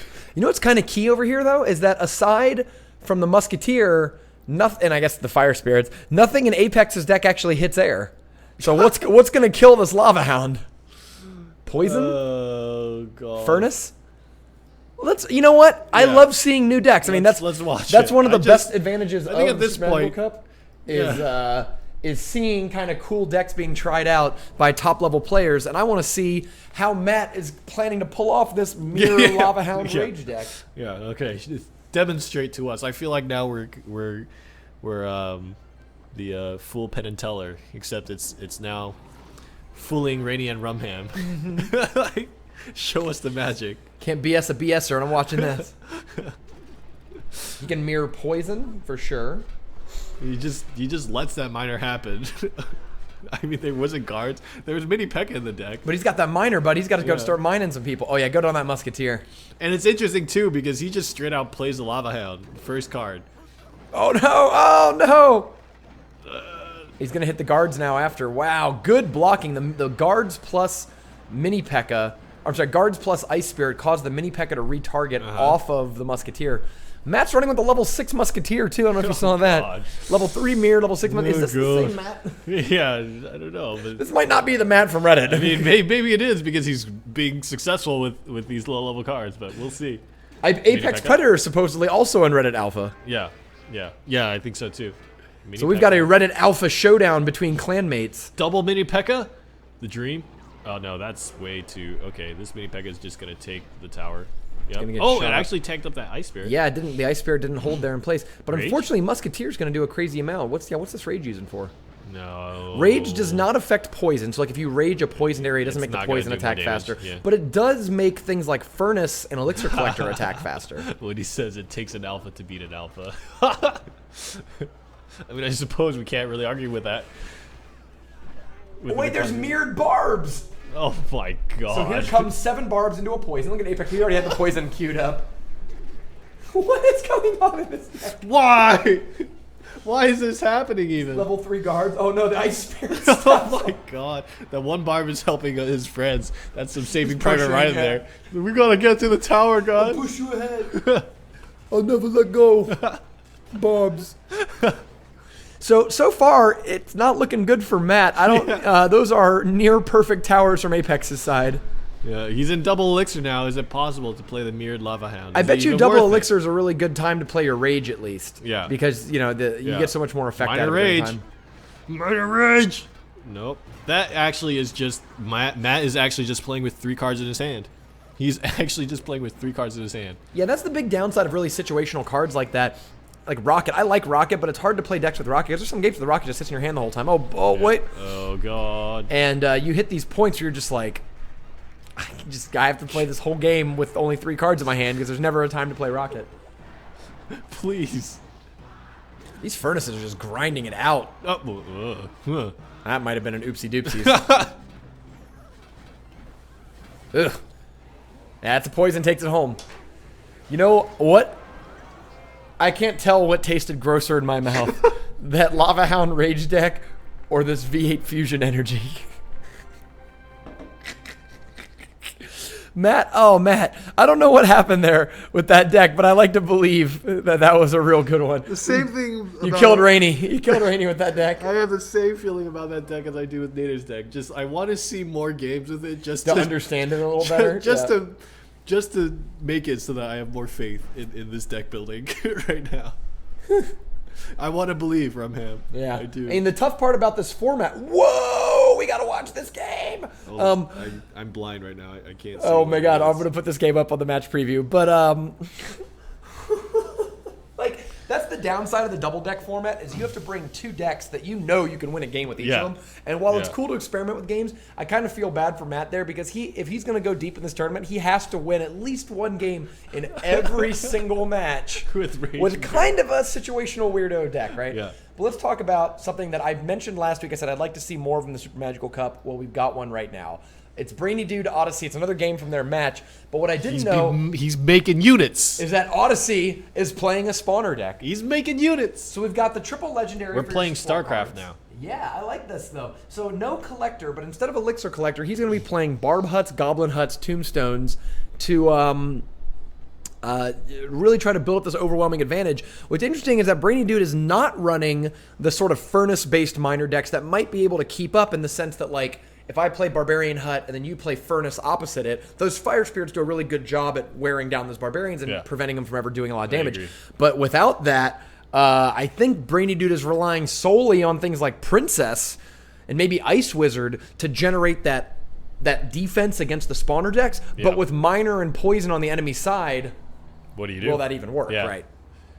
Wow, I don't think I even have some of the cards in Odyssey's deck for featured cards. What are we going to put up there?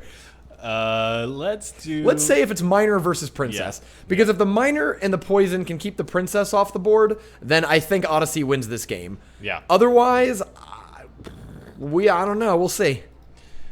Interesting note. Clyde said that Matt just wanted to prove Clyde's tier list wrong. Oh, is that what it was? He was in it. He is the saltiness. You're wrong. All right, here we go. Let's try to move on from that. We have exciting decks to watch. Tombstone is even thrown into the mix. He's really we taking. Had a question in chat. Just tuned in for the first time. What is this? If you're tuning in for the first time, this is the Super Magical Cup, a weekly best out of 3 tournament series that we've been running since the beginning of Clash Royale. The highest level players in tournaments are here. I mean, the highest level tournament players are here almost week after week. Some of the biggest names in the Clash Royale community set aside their schedule at noon every Saturday to play in the Super Magical Cup.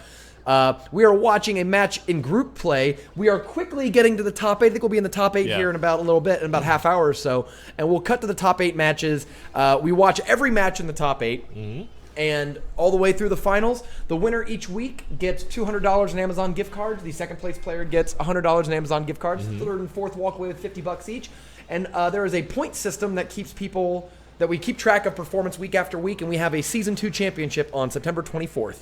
Where you'll watch all of the best players in an all-pro player tournament. So if you want to see what the defining meta decks are being played, They start here. If you want to see the best players compete and want to see how to play this game at a very high level, go ahead and watch. So far, I think things are looking pretty good for Odyssey. I mean, he's gotten actually, I don't know, maybe he's gotten 2 different spawners out, and not a lot of damage has actually made it onto Brainy Dude's towers. You can see, I don't like that he cast that miner on defense when he needs it to kill those princesses. So my theory is, against the spawner deck, generally, if you hit double elixir and you haven't actually taken down a spawner player's tower, at least one of them, you're in really big trouble. Especially in tournaments where they have 3-minute overtimes. I mean, that can be the actual deciding factor in a lot of these games. Good old Knight. I like Knight in this deck. It's another card you haven't seen a lot of. Yeah, Knight is kind of underappreciated. To quote Clyde, there's just not a lot of benefit. It's kind of tanky, but there are other cards that are tanky. It doesn't do good damage. There are other cards that are tanky that do good damage. I mean, it's hard. You almost always would rather pay the 1 extra elixir for either Mini P.E.K.K.A. or Valkyrie. But I like in this deck that it provides a cheap. I mean, again, you could pay 1 more elixir, but that's 33% more. 1 more elixir. I'm sorry. You can just use the cheap 3 elixir Knight to block for these spear goblins. That's really what you need him for. I like that he also has Miner, so he has sort of 2 Knights in the deck, right? Like, he can actually use Miner on offense if he really needs to provide that sudden wall. Here it comes. Here comes the big one. And Here comes the big one. Almost no damage has been dealt to... oh, wow. I like that counterplay there. Trying to go in and get some damage done. Oh, nice. The Knight is actually going to delay the minions for just a little bit. Takes some damage, but... I think he'd much rather have that damage on the Knight than on the tower. Here it comes, Rumham. It's starting to happen. Real gross, real quickly. The huts. Now here you go. As long as the nice thing that actually helps Brainy Dude is that Odyssey can't cycle back to his miner as quickly as Brainy Dude can cycle back to his princesses. So Brainy Dude's really good about this. Can get out multiple princesses and have them do a lot of value before. Oh no! Here comes the spear goblins and barbs. Uh-oh! That tower looks like it's going. Oh wait, no! Good timed guards in the middle there. Okay, the princess got zapped. Yeah, so she's retargeting. Nice. But she's not dead though. And there's a poison. I think 1 shot. No. Oh my God! It's still off. But if that princess takes a single shot or the miner takes a shot on the tower, that game is over. There it is. Odyssey. You can't stop if you haven't taken the first tower by the double elixir phase. Spawner decks are going to hurt you real bad. I'm very glad that spawner decks are still viable in tournaments. That's something I think has been very underrated because they're so good in the 3-minute overtime. We talk about things like Miner's really good because of the 3-minute overtime. Furnace is good because of the 3-minute overtime. Why not cards like Barb Hut and Goblin Hut we haven't seen nearly as much of? I'm ready to jump over to Group C and see what's going on in Group C. Yeah, let's do it. Let's go ahead and take a look at Group C. I kind of want to check the bracket too, but I don't want to put up any spoilers. Yeah, well, they won't see the bracket if we take a look here. Oh yeah, we can take a look at the bracket. I think because I've heard from the chat that there's been some crazy upsets, but we haven't been watching every single game. Group C. So let's check the. Oop. I think Group C might be done. Oh, they might have all moved into the top 8 already. Yeah. I think we're almost done. Oh wow, even the A is done. Wow, I guess the last games are here in Group B. So let's. I guess we'll watch a few more games. Let's check the bracket real quick on our own. Go ahead and try to refresh that and see where we stand. So some big upsets. Oh, wow. Okay. This is a game I wish we could have watched in Group A, but it's already gone. They're wrong. So we had some upsets early on. Skyrie, who we watched with the bowler deck, did lose to Flash. Flash won round 1. Flash made it all the way to round 3 before losing 2-0 to Grubby. Grubby beat Patriots 34, Master Sparky, and Flash. I actually think Grubby's probably a favorite to go deep into this tournament. We can put the bracket back up there. It seems like it's kind of safe. Yep. Take it down. Group play card. That one. There we cool. go. So Grubby is actually, I don't think anyone in this tournament has beaten 3 more quality opponents on their in their first 3 rounds. So Grubby's already really proven himself. Yep, Vizard makes it through as you kind of expected. Yep, Vizard makes it through. Raintown upset in the first round by Quinton. We saw, I think, that one match, but I guess it was a 2-0 match there. Quinton gets bumped out in the next round by Marcel, who gets bumped out by Vizard right after. 5th Kazakage is going to be the Group B qualifier, the first one. And it's going to be between Achan and Apex Predator. We'll watch game. Oh yeah, down here. So we'll watch game 3 of that. Actually, I saw that in the. They were playing that. That was the last match. So let's watch game 3 of Achan Apex Predator. Oh, Santi! Wow. So Justin for the win again. A big tournament favorite. Pushes through the early rounds as expected. 2-0, 2-0. Upset in the 3rd round by Santi, who top-8'd last week. So Santi might be making a big name for himself. This actually might be a new face of the Super Magical Cup very soon here. Yeah, could be. These players are all very, very big names to follow if they can defeat somebody like Justin. As predicted, Woody pushes through. He lost 1 match. Interesting. Wonder which deck it is. Yeah. And actually, I wonder what 2 decks Woody's playing. Is he running double mortar? Is he playing that Expo deck that he's brought the last 2 weeks that I am such a big fan of? Godly Love down it. We can't go down, but both Trainer Nick and Godly Love, top 8 players from last week, upset in the first round. Darth Jar Jar, I'm pretty happy about. All right, so let's go and watch Apex Predator versus game 3 of that. Let me take the bracket down so we don't accidentally spoil it. And here was the last. This is game 3 of their match. So let's pull this guy up. Make sure we got the match preview up. Game 3, Achan versus Apex Predator. A Reddit Alpha player on the right and an SMC regular on the left. What do you think about these 2 decks? All right. Minor Furnace without the mortar versus Giant Poison in perhaps what is one of the most stereotypical ways to construct it. I think guards have just been a really useful card in the meta. Going to be very useful against Apex Predator, against Minor, against Mini P.E.K.K.A. There are many reasons to play guards. Musketeer is a great supporting card for the Giant. Poison, Zap, Mini P.E.K.K.A. are kind of staples in the meta right now. I feel like this is a cut and dry minor Furnace against Giant Poison, and in this situation, I almost think that Giant Poison is kind of the favored deck.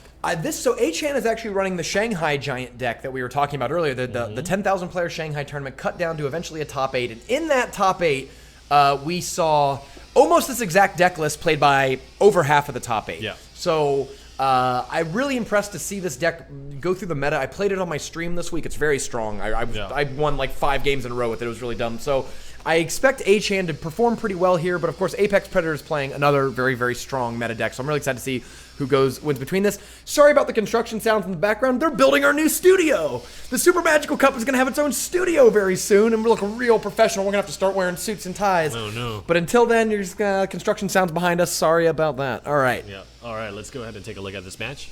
The deciding game. Well, actually, Woody has normally been the only representative from Reddit Alpha in the top 8. That's true. Will Apex Predator make it 2? 2, and then will they have to face each other and knock each other out? Oh, that would be gross. Ugh. I like that. I like cruel matchups. We should install an account inside the Reddit Alpha clan to see if they even argue with each other and they start fighting. Smart play, by the way, by Achan, placing his Elixir Collector in the middle there. Because as you see, the Miner that got placed in the middle, even though it wasn't defended against, it didn't do much damage to the Elixir Collector. He had to use the poison as well. Yeah. And that's that Musketeer's still alive! Nice. That's kind of the big benefit about running minor poison, is that there's no good place to place your collector. Right. You know, either way, the person is going to get value off of destroying it. Absolutely. Big advantage, though, for Achan over the course of the game is that there's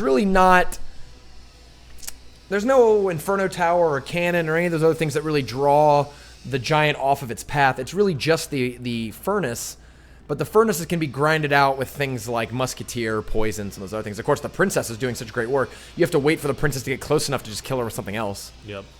Oh, Miner on the Collector. Ice Spirit is moving its way in, and the Musketeer survives with a sliver of health. Oh, look at these Fire Spirits. Oh, they might just completely defend them. I mean, she's not even going to get a shot off because the tower will shoot her. Oh, she does. Oh, she does. The poison. Oh, that's so good. I didn't realize that. A poisoned tower will let a Musketeer get one shot off, because normally Musketeers that have that low of health, they die. Yeah, the tower gets the shot off first. Interesting. So even just a 15% attack slow can have very... I mean, that's 200 plus damage. That's a good amount of damage on the tower. Yeah. Plus, that Musketeer fought hard. You know? Took down the guards, took down another Musketeer, and got damage on the tower. These Giants have such a hard time getting their pushes through when there's things like Poisons and Musketeers. Or, I'm sorry, the Furnace and Musketeer on defense. Like that, the Giants not even going to get close. Yeah. And I think the big difficulty right now is Achan just isn't effectively defending the Collectors. Yes. Right now is a good time to play it, for example. Play your Collector and then defend it well with your Miner. Yeah, who gives a crap about mini P.E.K.K.A. Musketeer pushes? Like, these aren't going anywhere. You know these aren't going anywhere against any real player. Yeah. And now you've just left a naked Giant alone to get what? Killed by a Musketeer? 5 elixir for free. Yeah. And now there's going to be a big counter push coming across. Yeah, I agree with you that I think he needs to quit. I mean, I guess you have to defend these pushes, right? You can't just let this go on forever. But like, just know when the push is over. Yeah, it's over. Like, don't counter. Don't play the Giant there. Don't play the Giant. That should have been a Collector, right? That should have been a Collector in the bottom right-hand corner, because you know that your opponent isn't going to be poisoning it anymore. He just committed the poison. Well, not only that, but he's also not going to poison that full health tower over the 700 damage tower that's left. So you're actually going to get away with your Collectors later in the game. And after all that effort, you played Poison and Giant and got 200 damage on. Like, I feel like Achan's kind of throwing his elixir away in this matchup. Like, Achan's a really strong player, but I think strategically and sort of like the macro sense of what you should be doing in a game, this is not the winning strategy. Yeah, I agree. I would definitely agree. Just constantly throwing the Giant naked with just the poison. I mean, it's a good push, but it's not going to be. Oh, that Musketeer walks away. Yep. It didn't pull onto the Musketeer. Apex Predator wins game 3 of their match, moving on to the top 8. Congratulations to Apex Predator. And yeah, with Woody also moving on, that does make 2 Reddit Alpha players in the top 8 this week. So let's get over. We got to join the top 8 clan. Reddit Alpha is taking over. Elite Gaming, though, we actually saw 2 Elite Gaming people get bumped out earlier. Now, we know Elite Gaming is a very strong clan filled with really good players, but this week it must have not been their week. Yeah. Hopefully we see them back with a vengeance, because I love Nader's deck building. Yep, I do too. Oh, Raintown, actually, since we talked about it, feels like it's worthwhile to promote Raintown. Tomorrow is a Reddit mini tournament, and it's being hosted on Raintown's stream. So if you go to Raintown 7 tomorrow on Sunday, you can... It's actually super magic. Super action, yeah. You can watch him hosting and casting a lot of games himself and get his insight on how to play. I played in last week's Reddit mini tournament with Woody's Expo deck, actually, and I did earn prizes. I beat someone. I didn't do great, but I did get a chest. But what's funny is in the very last game of the tournament, I was like kind of on the threshold of getting a prize, and I played someone in the top 30 and beat them, and they were so mad. They said like emote, because of course, how mad are you losing to an Expo deck in the last round of the tournament? Yeah. Okay, so let's pick. They are playing the top 8 right now, and I guess we can live spectate. Let's actually we can just talk for a little bit. Let's look at the bracket, because actually they're playing the games right now, and I don't want to jump into a live spectated game that's already very deep into it. So we are officially in the top 8. Let's get the bracket back up. There it is. We have Vizard and Darth Jar Jar. Now, Vizard is a name that we talked about, like Achan66, somebody who usually makes it deep into the tournament, but is not a regular in the top 8. I'm really glad to see Vizard make it this week. I hope to see more. We're definitely watching these games, of course, and hope more of it. Darth Jar Jar, brand new face, first top 8. Well, we didn't see much of Darth Jar Jar because he was in one of the groups that we didn't actually watch in the group play. So I'm excited to see what decks are being run here by Darth Jar Jar. And of course, if this is I hope it's a really good new player who wins a lot, because I just want to say Darth Jar Jar every week. Yeah, Darth Jar Jar is a very great name. 5th Kazakage, also a first-time top 8er, and 5th has a pretty intimidating challenge in front of him, with Woody making his 8th top 8. 8th top 8 appearance. He's not stopping. Yeah, no brakes on this train. And Grubby of StarCraft 2 fame making his first top 8 appearance in the Super Magical Cup. We've seen Grubby play in the qualifiers and really do well in a lot of them. Didn't make the top 8 last week, but did push through this week with, honestly, I think the hardest matchups along the way. I think Grubby might be the dark horse candidate. We know he's a good player from all the StarCraft accomplishments, and it's just a matter of time until such a good micro-strategic player from StarCraft picks up enough Clash Royale strategy to really make a dent in the competitive scene. Popcorn, first-time top 8er. Yep. Have you been watching the qualifiers? Did you see Popcorn any of these things? I did not, actually. I did not get to see Popcorn play very much. And then, of course, we've got Santi. Congratulations to Santi, who I think is definitely a new name to watch. Second top 8 2 weeks in a row. Top 8'd last week, top 8'd this week. Let's see if... Now, Santi got knocked out in the top 8 round, I believe, by Gray, another StarCraft player, weirdly enough. Yeah. But, so hopefully we'll see how deep Santi can go in this week. But going up against Apex Predator, another Achan, Vizard type of player who started off very much as like an... mediocre is a bad word, but you know what I mean? Not an overwhelmingly great player in Season 1, but a regular, was there all the time, and has finally started, I think, under the tutelage of Woody, working with the other clan members in Reddit Alpha, has really punched through and made the first top 8 appearance. Congratulations to all top 8 players, because all of you are going to be on our YouTube channel. Yep. So go ahead, check out YouTube. It's Super Magical Cup, one word. Give us a follow. You can check out all the top 8 matches from last week. I believe we'll put up the finals of last week right after the stream, and then we'll start putting up all these top 8 matches throughout the week. So, congratulations to all top 8 players. You've all earned a bunch of Super Magical Cup qualifying points for the championships. You're all going to be on the YouTube channel. And if you can win one more match and make it to the top 8, you're walking home with some money in your pocket. Yep, absolutely. So, interesting to see how this competition will shake out. Woody and Apex Predator don't have to knock each other out until the finals. Oh, that would be a great finals, actually. The Reddit Alpha finals. Let's see. I think we are starting to get our matches put together here. So, let's see... You know what? We've talked a bit about Grubby. Let's watch Grubby's match first. Why not? All right, Grubby versus Popcorn. Let's go ahead and go to the match preview. Let's make sure we got it up. Boink. There it is. Grubby versus Popcorn, game 1. And look at this.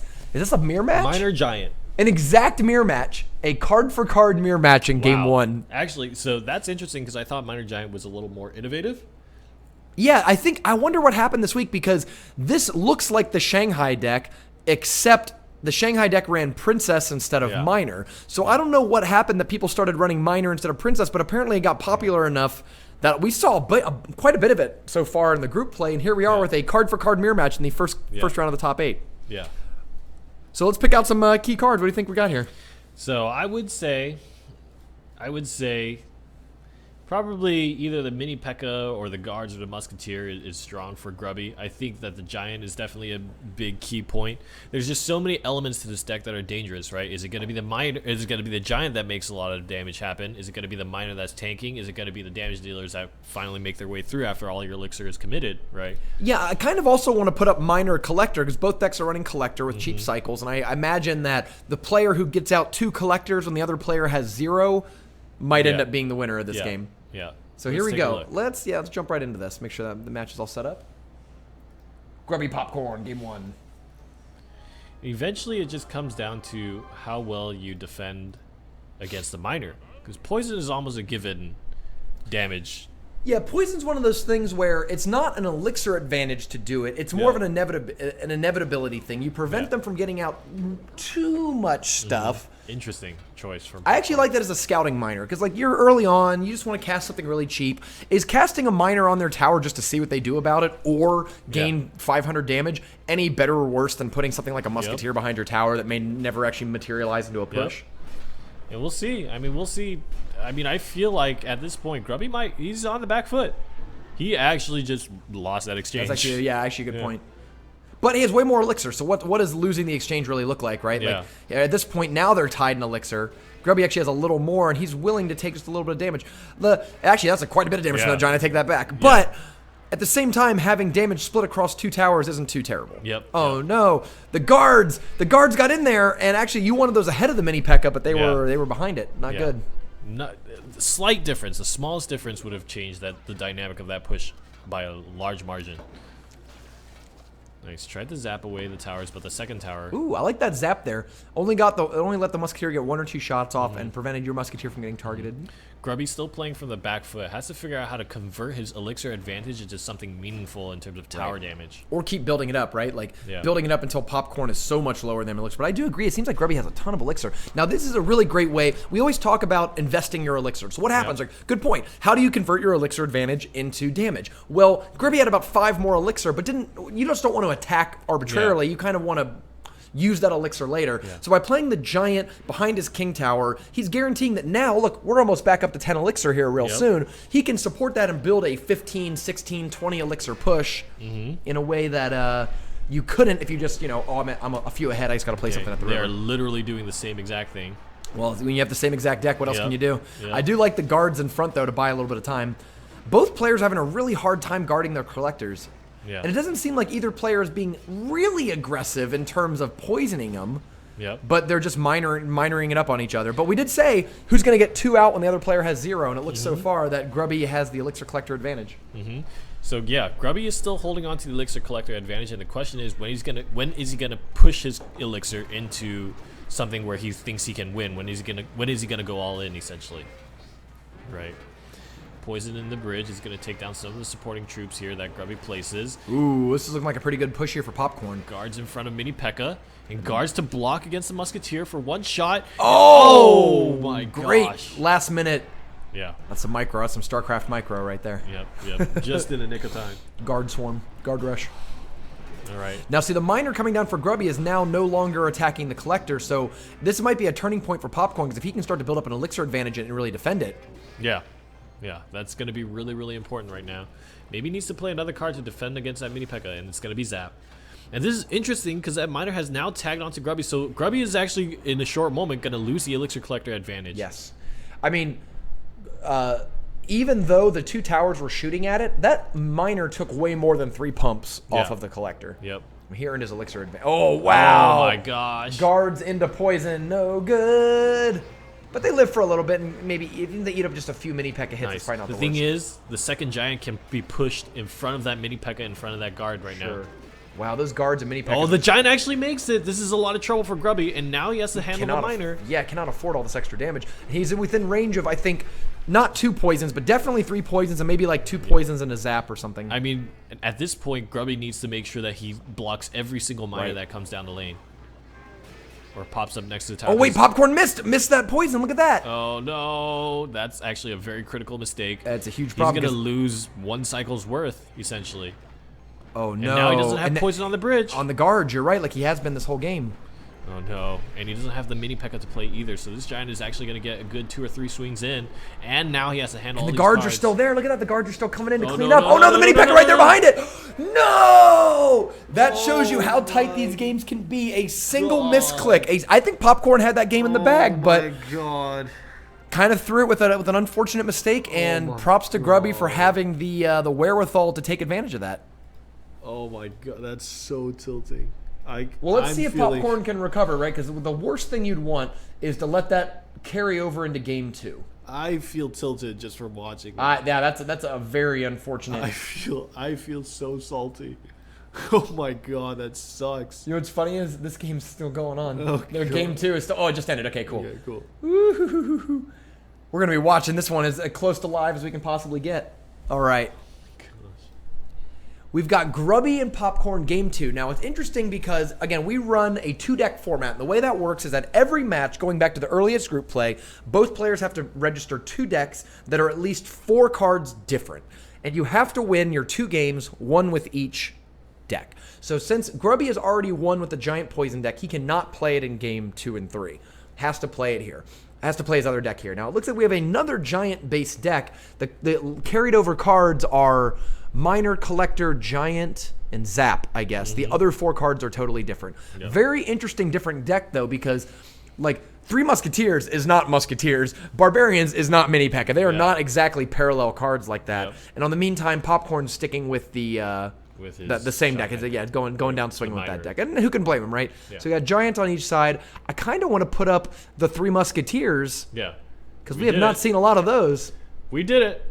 There we go. There we are. So 3 times of 176 per shot. Oh, that's so much damage. Yeah, 500 damage, and that happens quickly. They have about a 1 second fire rate, Yep. so it becomes about 500 DPS very, very quickly, Yep. and it's I don't like it. It's actually more than that. It's like 520, 530 or so. So it adds That's up a real mini fast. P.E.K.K.A. swing. Yeah, that's true. It's a mini P.E.K.K.A. swing every second at range. Yeah. And I don't see, I mean, while Popcorn has poison is not nearly as good as Fireball. And there's no Valkyrie in Yeah. this deck either, so I wonder how well these Three Musketeers are I going to mean, do. it's going to slow down the Musketeers' attack speed to 1.4, and then it's going to take maybe 4 or 5 seconds to not kill them. That's exactly, and they still fire. Like, even though they have a slowed attack speed, Yeah. going They're from still 1 attacking. second to 1.3 seconds is still like, oh, your giant's dead, don't worry. Like, yeah. Yep. not to mention, a big advantage for Grubby here that might come up in the game is that no, if both players take one tower, that really favors Yeah. the Three Musketeer player, because you can play your Three Musketeers Yep. up and middle. The Royal They Giant all of style. them, yeah, the Royal Giant play, right? They This all could lock be- onto the second this- tower and murder it. This could be the biggest punish to an Elixir Collector placement that we see. I like this split, by the way. Splitting your Three Musketeers is a Minor, great minor. value. I like the guards as a counter, because even those Musketeers have to use a lot of shots in order to kill that. It's a Yeah. great use of the guards on the one side, but this Minor Giant on the other end is probably going to make Yep. Popcorn wish he had done more than a poison on that side. Yeah. Now the real important thing to note is with Grubby, there's so many different ways he could have played out that kind of situation if he had just a little bit of extra elixir. Sure. Look for in double elixir time, or even if he plays elixir collectors, to do something like, imagine if Ice Spirits had come out, Yeah. froze the guards, and then built himself enough elixir to put a miner behind to assist the two musketeers. All of a sudden you have two musketeers and a miner on your tower. What do you do? You can even do that a little, nice, the Ice Spirit Nice, froze that perfect Musketeer time. and able to cut down a lot of the damage that Grubby would end up Yep. taking there. They're actually even in tower health right now. Grubby tried to punish the collector placement. Right. Actually, they're about tied up totally, right? They both have a Collector in the middle at full health. Yep.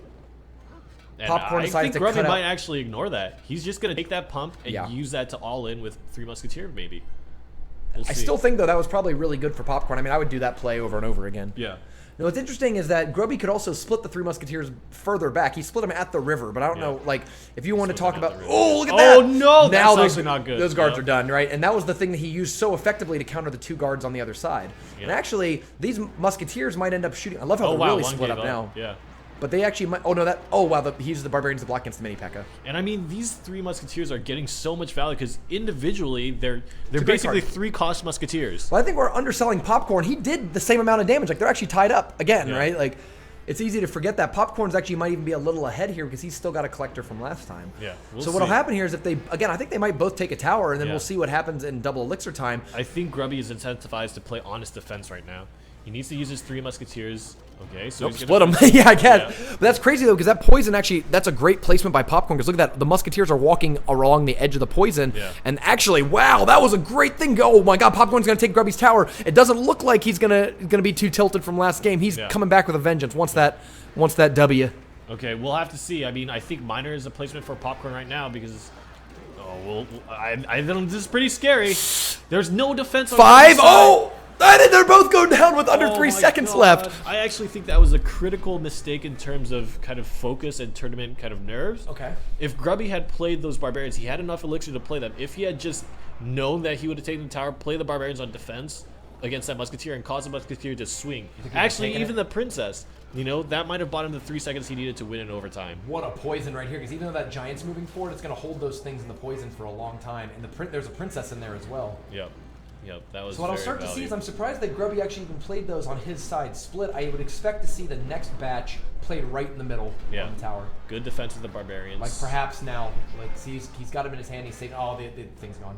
Yep. I was like, he needs some sort of tanking, like anything. Like, he doesn't even need it that much, but if he had any amount of tanking, it would really add up very quickly.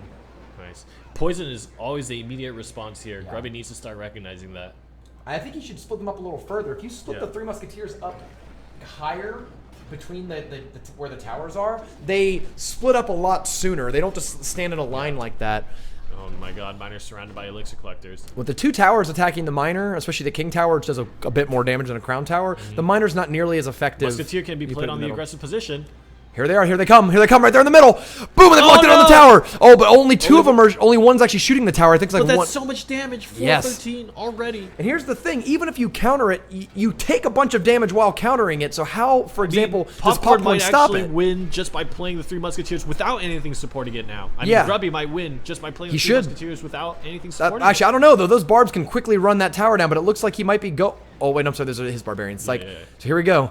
We'll see. Just play him. Just drop him. Just drop him. Nothing can stop this. Him. You only need... Oh, the giant! Oh! Nothing can stop him. What do we know? What do we know? But the still, guards that plus giant the is giant. immediately disintegrated. But think about that. That's 8 elixir to counter 9 and what we've normally called, like, pretty uncounterable. Yeah. And, but however, 85, I mean, still did 300 damage. I don't think anything can stop Grubby from doing this extra damage.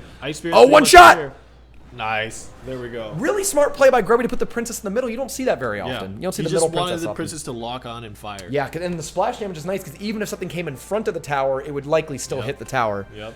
Wow, Definitely Grubby, when you think 2 about O's it, popcorn. Crazy. That was a very good way to close out the match. It's so interesting to me that in that split second decision making, and obviously it's much harder to do this if you're in the moment playing the game, but definitely I feel like Grubby's win condition was just to play Barbarians to surround his tower at the end. When he knew he was going to take Popcorn's tower, play your Barbarians to surround your tower. All you need to do is survive 3 seconds, prevent that miner from locking on. Yeah, it was tough. I think Popcorn did a lot of really great plays, like did their best basically to. I don't know if Popcorn's the man or woman, but like, did their best to counter it with the giant. Like I think the predictive giant there to absorb the 1 round was really good. The problem is that it wasn't just the 3 Musketeers; it was the princess, it was the miners, kind of coming from all angles, and Popcorn just wasn't able to stop the 200 damage, 100 damage, you know, and that really added up. Yeah. Okay, so what do you guys want to watch for round 2? How about Vizard and Darth Jar Jar? Let's do it. Oh, wow, actually. We've got more of it. We got more of them 3 Muskies. Cool. I'll keep 3 Musketeers up. I'm happy. You know, we've mentioned in the past that 3 Musketeers is the card that we haven't really seen much of in tournament play, and we'd like to see more of it. As people are starting to commit more to these giant poison decks, 3 Musketeers are kind of a natural answer to it, because it's like, your cheapest tanky unit, your Yeah. cheapest big body. Especially if you're going to build up dumb stuff like bowlers and stuff behind it. You know what I mean? Like if you're going to build Sparkies and bowlers and all this stuff, all right, I'll just have 12 elixir worth of defense for 9 elixir. I know what you're doing. You're coming at me real slow. Yeah. Vizard, though. What's Vizard up to? Vizard's running a minor giant combination once again.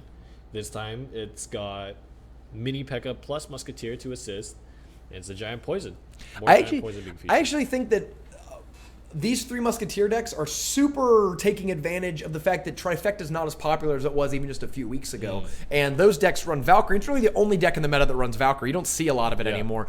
Something like Valkyrie Zap can counter 3 Musketeers very well, but I mean, we're not seeing a lot of Valkyries, and therefore the 3 Musketeers are running wild, brother. Yeah, they're shooting everything up. Yeah.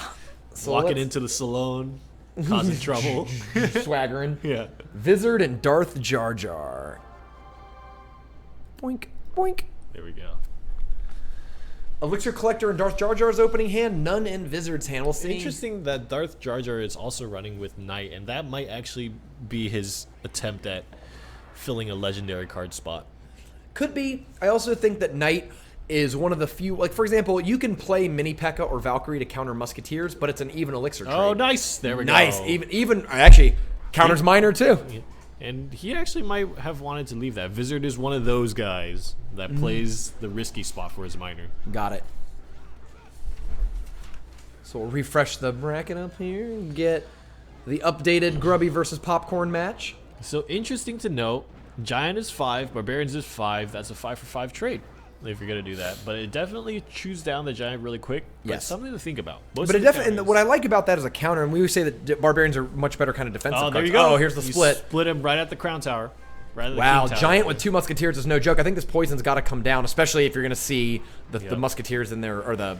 Wow, I don't know why he zapped the minions. I think he should have zapped the Musketeers, because the Musketeers, I guess they do fully die to the poison, but if you zap them, you stop them much earlier, right? Yeah. So the question is, I wonder, did you see if Darth Jar Jar is running level 7 3 Musketeers? Or... I believe they are, yeah. They should, I guess they do die to poison. Poison does a little bit more damage. I'm not sure. I'm not sure. I know they don't die to fireball. You got fake. See Darth Jar Jar. You see them do it once. Just try. Just let them get away with one of the miners. See if they hang themselves. Nah. See if they hang themselves. Knights are always there. So I was going to say earlier, is I think Knight actually might be... I understand why you would play Knight over Mini P.E.K.K.A. or Valkyrie, because it is a 3-for-4 against cards like Mini P.E.K.K.A., Musketeer. Here we go, right at the bridge this time, and the 2 Musketeers are going the other... Uh-oh. They're going to chew up that giant, no questions asked. But actually, the support Musketeer... Oh, no, the support Musketeer doesn't turn to the other one. Oh, no. Yes, it does survive a full health poison. It just... there must have been some support damage. Maybe the zap did hit them and I just missed it. Yeah, well, I'll have to look. Here goes, a full health Musketeer. This is represents a... Oh, wow, so there's the Knight again, right? That's a good way to counter it with being a little less elixir. And the Knight, kind of like Barbs and other things, will walk to the tower and do damage unless you answer it. It does a pretty significant amount of damage.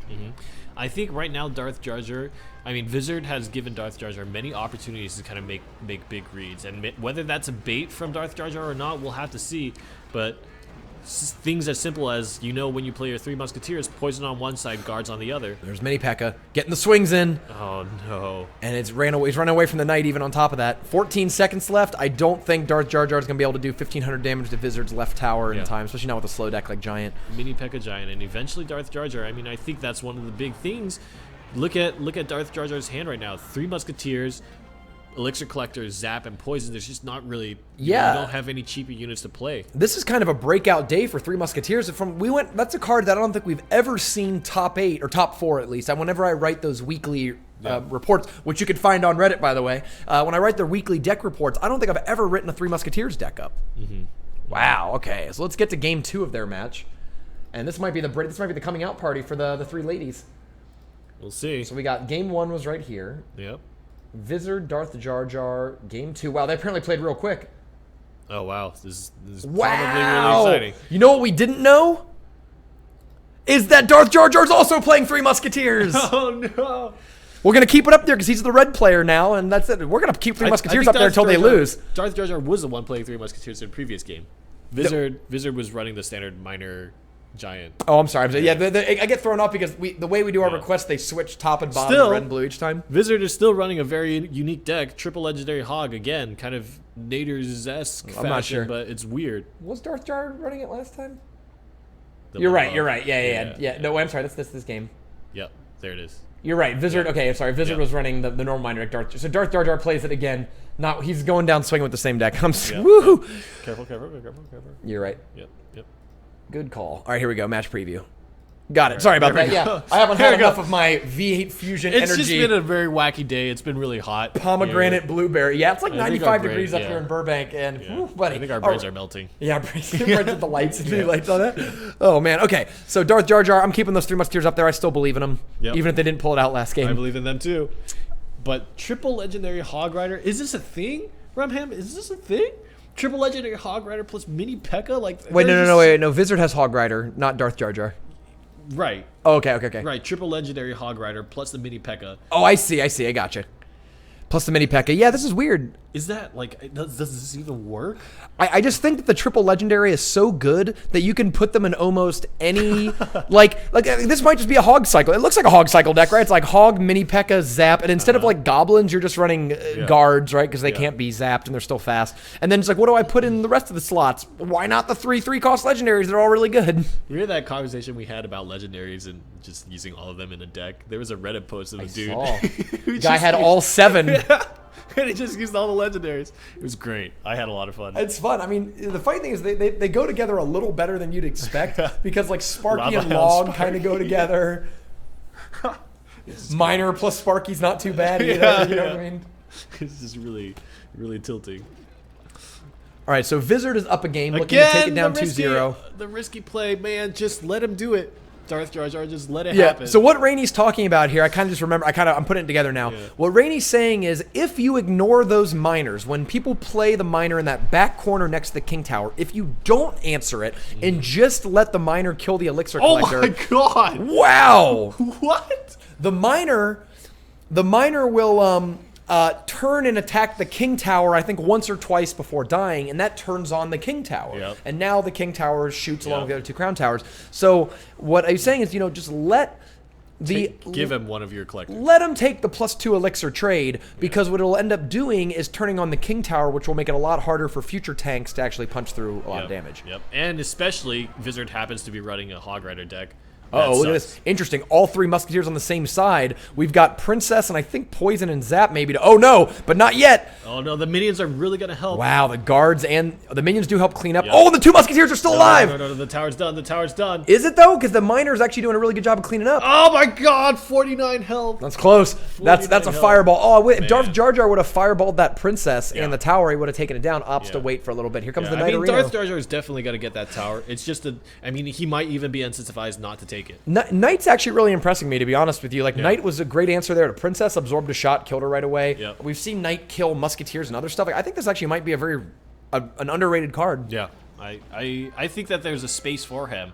You just need to make sure that you're playing it in the right situations, in the right decks.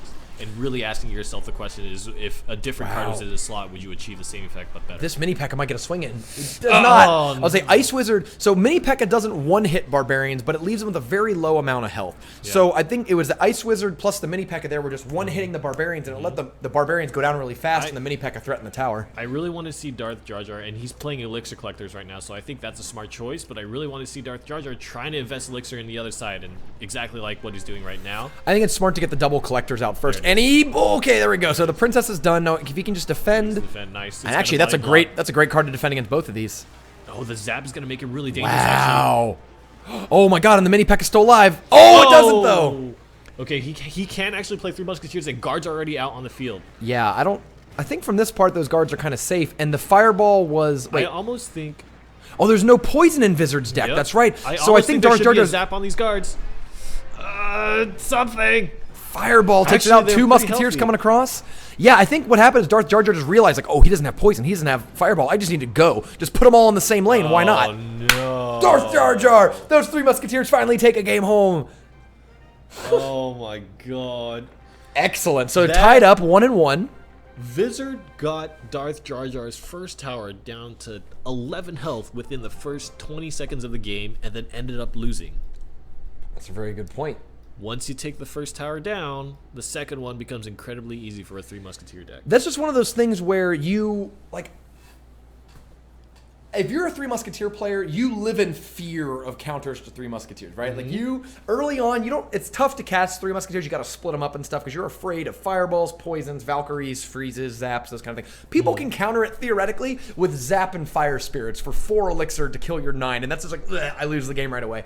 So you live in fear of these counters, and I think once Darth Jar Jar realized, like, oh, you don't have it in this list, then it was done for it. But just like we said in the last match, Wizard has to switch, or stays in the deck that he had from last time. Darth Jar Jar, now winning a game, has to switch, and Darth Jar Jar is running the sort of 4 horsemen trifecta or whatever, like, with the Ice Spirit in that spot. So what's interesting is that Wizard has the Hog Rider, but there's no cannon on Darth Jar Jar's side. Actually, neither side, but Darth Jar Jar has the Collector. Yeah. If he can defend the Collector, I think that'll be a huge difference. Let's actually we haven't mentioned that one enough. We've been seeing it in every match. Let's put that Collector v Miner battle up there, because that is definitely a key thing. If you can defend against the Miner and get your pumps pumped up, you've got a way higher chance of winning those games, because a lot of these decks, like this Wizard deck, cannot defend against huge, big, scary pushes. Just doesn't have it in it. Let's see. Oh, the winner of this will move on to the semifinals and win the money. That's true. This might be the most important match, the most important single game of either of these 2 players' days, because the winner of this is $50 richer. Yep. And, of course, the chance to win even more if they can make it to the finals. Absolutely. Collector in the middle. So Grubby is our only semifinal competitor so far. Visitor and Darth Jar Jar are playing for that other spot. Here comes Mini P.E.K.K.A. against the Miner. Good placement. Very good placement.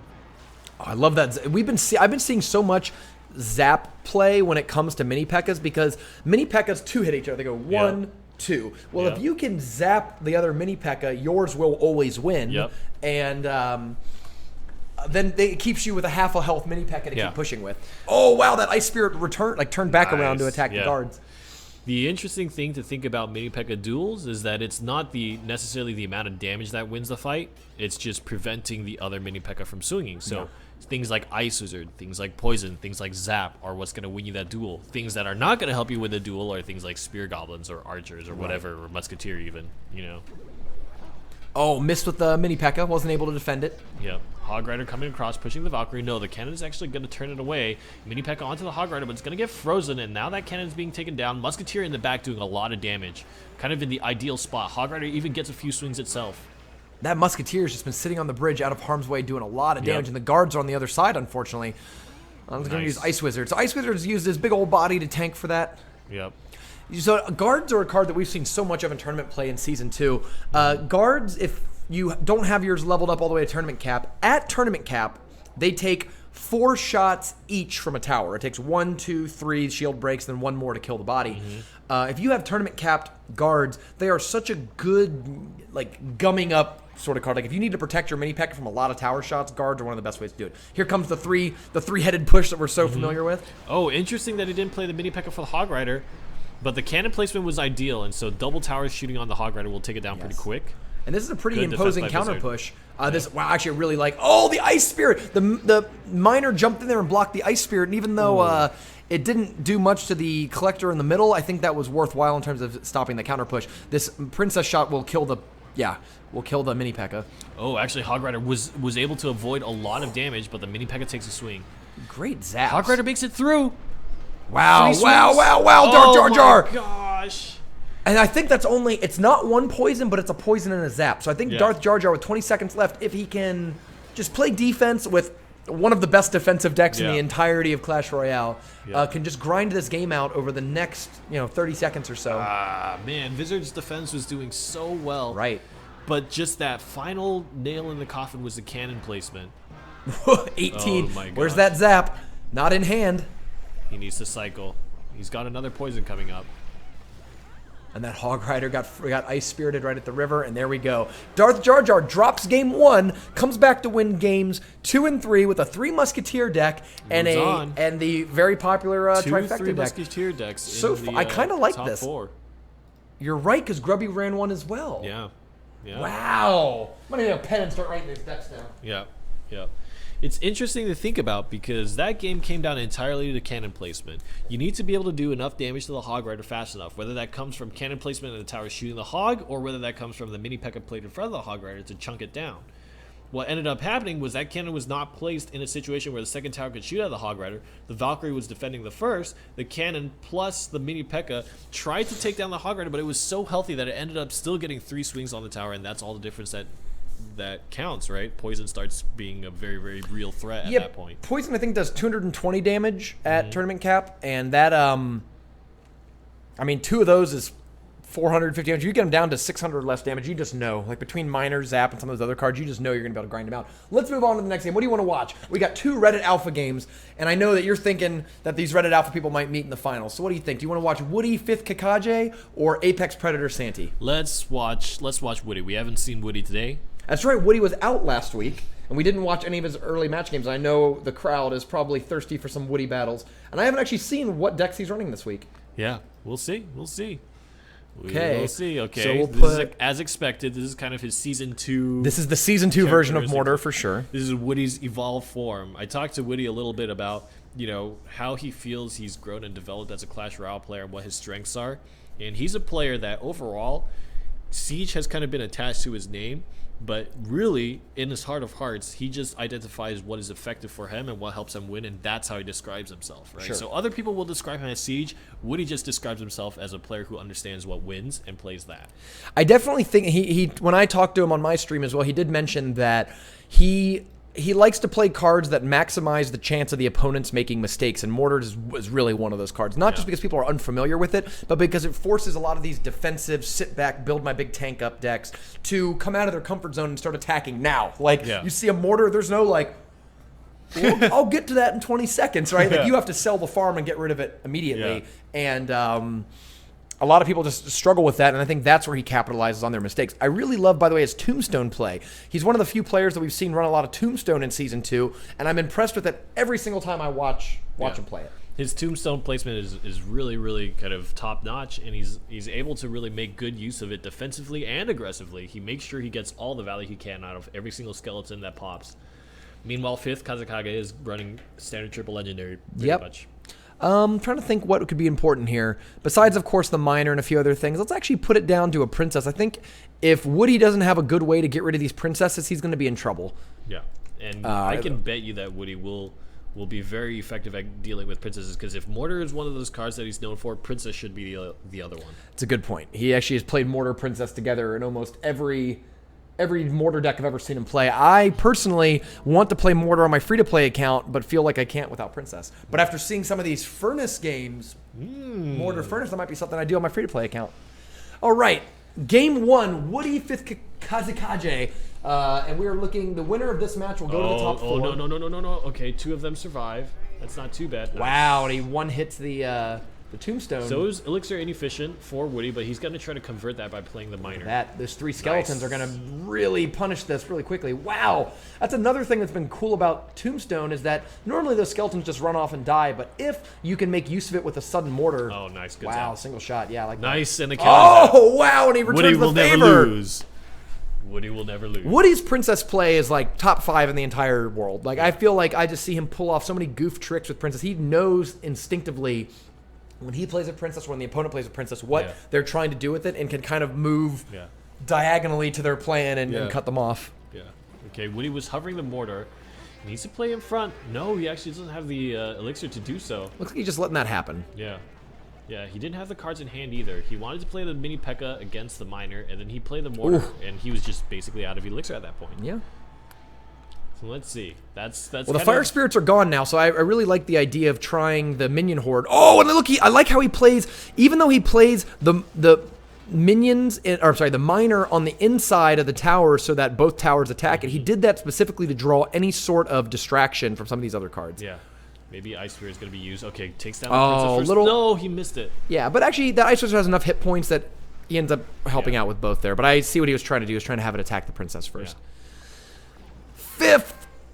Okay, he's going to be able to elixir advantage here. And I don't know actually, those skeletons are going to do a good job distracting one fire spirit at a time. And but, oh, no! They were just, like, out of timing. Yep. It's going to kill the tombstone, and then the skeletons are going to pop, and the mini P.E.K.K.A. is going to lose. So that was incredibly elixir efficient. If it was a little sooner, or if the tombstone came out a little later, I could see it going the other way. Man, big mistake by Woody. Allowed that princess to get the shot off, and the zap takes it down. And that's one thing I don't like about the minion horde in this deck, but I've seen it do really well a lot of times, is that it's just one of the few cards in your deck that give them this huge opening, right? Yep. It's high risk, high reward, right? 5 elixir commitment, plus the fact that it's very, very fragile, but also very, very strong. Here comes the second mortar of the game. I like it. But it's distracted. And then the minion horde comes out on the other side. How does he know? Oh my god. It's like he's already analyzed his opponent's deck to a very deep He was so level. ready for that. I mean, he had I like how he's using the miner. And that's kind of a new thing that we haven't seen a lot of. Oh no, the mini P.E.K.K.A. goes to the wrong side there. And for Woody's, right? It goes to the right side for 5th. Right, but the skeletons are going to keep populating. It only got off a few shots, but then again, a few shots is pretty reasonable in this world. I think 5th's doing a good job of not falling behind in elixir. If you look at it, they're actually sticking to about the same elixir cost, or the same elixir the whole game. So definitely it's not holding like his own. Yeah, he's holding his own for sure. Like, I don't think that he is making any sort of huge critical mistakes. But it's the small things. I mean, Woody's grinded down his left side tower to 756. It's just some of those trades, like that Inferno Tower trade that there's a mortar kills the princess, right? But even just like the tombstone, like that tombstone fire spirits thing we saw earlier in the game, those are those opportunities for 5th to get in a lot of damage, and Woody just has these weird confounding defenses that are nice. Placing the mortar. How are you going to defend this? You need to play elixir to defend the mini P.E.K.K.A. hit the spear goblins. Yeah, that's a... And tombstone? There it is. Wow. Well, nice. The princess there on the other side. But of course, you only need a handful of mortar shots to get him close enough to dead. Yeah, and I mean, really the big thing was Woody played that mortar off the back of a miner mini P.E.K.K.A. Ice Wizard push. You have to handle the mini P.E.K.K.A.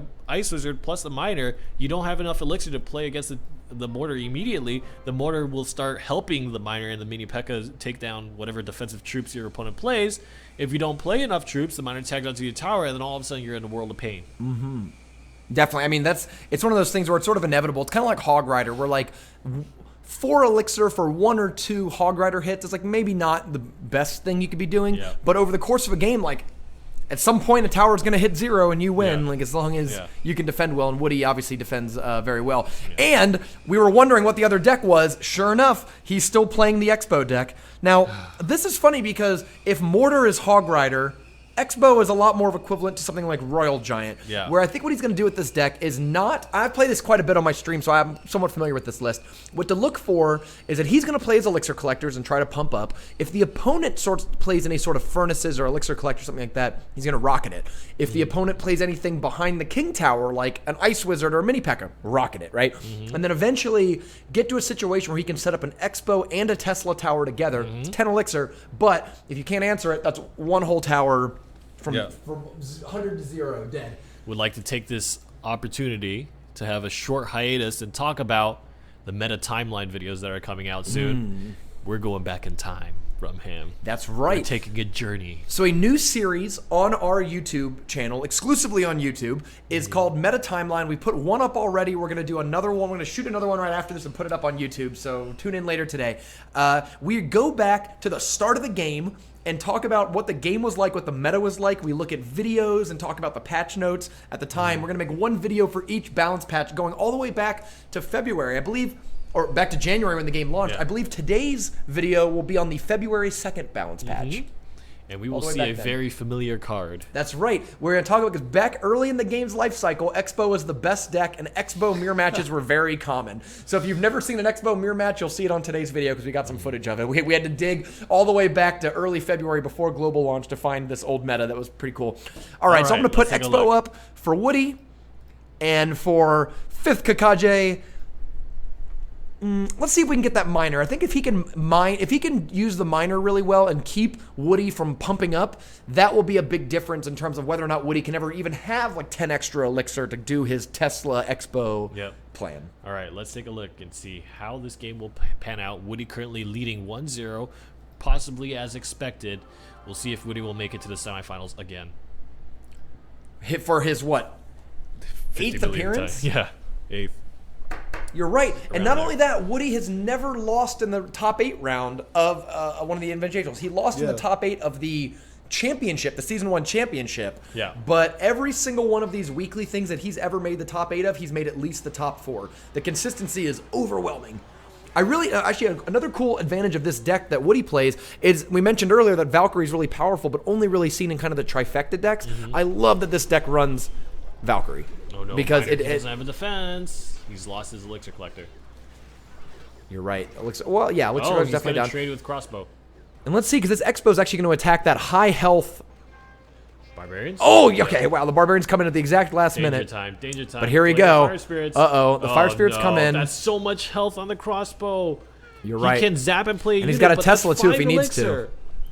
Oh my god. If you guys, I swear, if you want to see the best, probably one of the only legitimate Expo decks in the meta, you should try this deck out. Seriously, it's really strong, and if you don't have Ice Wizard, play Archers instead of Ice Wizard, and the deck is very similar. Like, I actually think that Archers might be arguably better in this list, but Woody's smarter than me, so he plays Ice Wizard. But 1,500 damage was that one Expo. yeah, and then you say it's a lot like Royal Giant. You don't cast a lot of Expos per game, but look at this. He's just 2 rockets away from winning this game. Yeah. So if This is anything very comes feasible. down on the right side behind the King Tower, like a mini P.E.K.K.A., you could just rocket it to kill it and also be only then 1 spell away from winning the entire game. Yep.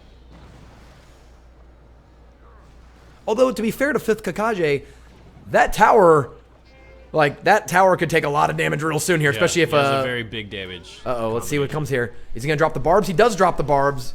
Nice. And that's okay. Great zap, by the way, by 5th. It recovered very quickly, did some damage to the tower, and that mini P.E.K.K.A. is able to one-hit 2 separate barbarians and really undermine the push that would be coming at him. Really interesting. Really does not want to play anything closer to that left side tower. Elixir Collector in front of his right side tower. It's a very interesting play. Oh, I like 5th's play of putting the Ice Wizard in front of the Tesla tower to continue to defend that princess. Oh, nice. Wow, defensive Expo. Woody really seems like he's committing to playing defense right now. Yeah, I don't know why he played that Expo so far up. He didn't need to. He could have played it more between the towers. I must be missing something. Yeah. Another arrow, maybe? Yeah, takes down all that stuff. And that Ice Wizard just doesn't do enough damage to really matter, I guess. Well, I take that back, actually. Even just a few Princess shots will be pretty effective. Yeah. Oh, I like that the Ice Wizard is able to take out some of those, at least. There comes the other Expo in the middle. Interesting placement for his Tesla. Yeah, I like that the Ice Wizard's right there because it doesn't cross the river. Like, Woody's deck is going to prey on people who try to cross the river with stuff like Valkyrie and Barbarians, but that Ice Wizard stands just right there and... Miner on Elixir Collector? We'll see. Nope, my No, guy. Yeah, you on the can't go after the pumps at this point, which is a huge advantage for Woody because he can just sit back and defend against these things. And it looks like now that we're in overtime, we're going for rocket cycles. Yep. He needs to survive. He's got 8 elixir now, and he just has to survive with the 2 pumps. Right, he's way ahead. He just needs one more rocket to win the game. I think he needs a rocket and an arrows. Actually, I think he needs a little bit more damage because it was 1,000 health and now it's at 507, so it's going to be left with some like 10 or 20 health. You're right. But look, he's actually got a pretty decent build. I love the Valkyrie. He's been blocking these miners so well. Wow, look at that, though. The Tesla right there near the Inferno. Second rocket, arrows right behind it. But, however, that tower is at 500. Okay, nice, there it is. That was not... Ooh, that could have been bad. Man, Woody so really ekes him out. One big aggressive play, crossbow on the right side, down to 1,000 health, and Woody just committed to playing defense. I love it. The rest of the match. I love that deck. I haven't taken it off my deck list, like my 3 deck slots, since I saw it a few weeks ago. It's such a cool deck. That actually was the deck that won him, the breakout deck that won him the first Invitational of Super Magical Cup Season 2. So, let's go over to Apex Predator's game, the last game in the top 8. Down here, Apex Predator is one of Woody's clanmates, and it's Apex Predator's first top 8. So will we see Reddit Alpha with 2 players in the top 4? But he's got a tough opponent in front of him with Santi. Santi, who top 8'd last week and is looking to go a little further here in week 2. Let's see. Game 1. Make sure the match preview is up. Apex Predator, Santi. What do we got here? We got Trifecta over on Santi's part, which he also played last week. Minor Furnace for Apex Predator. So let's see. Let's put what do we put up here for red? We got.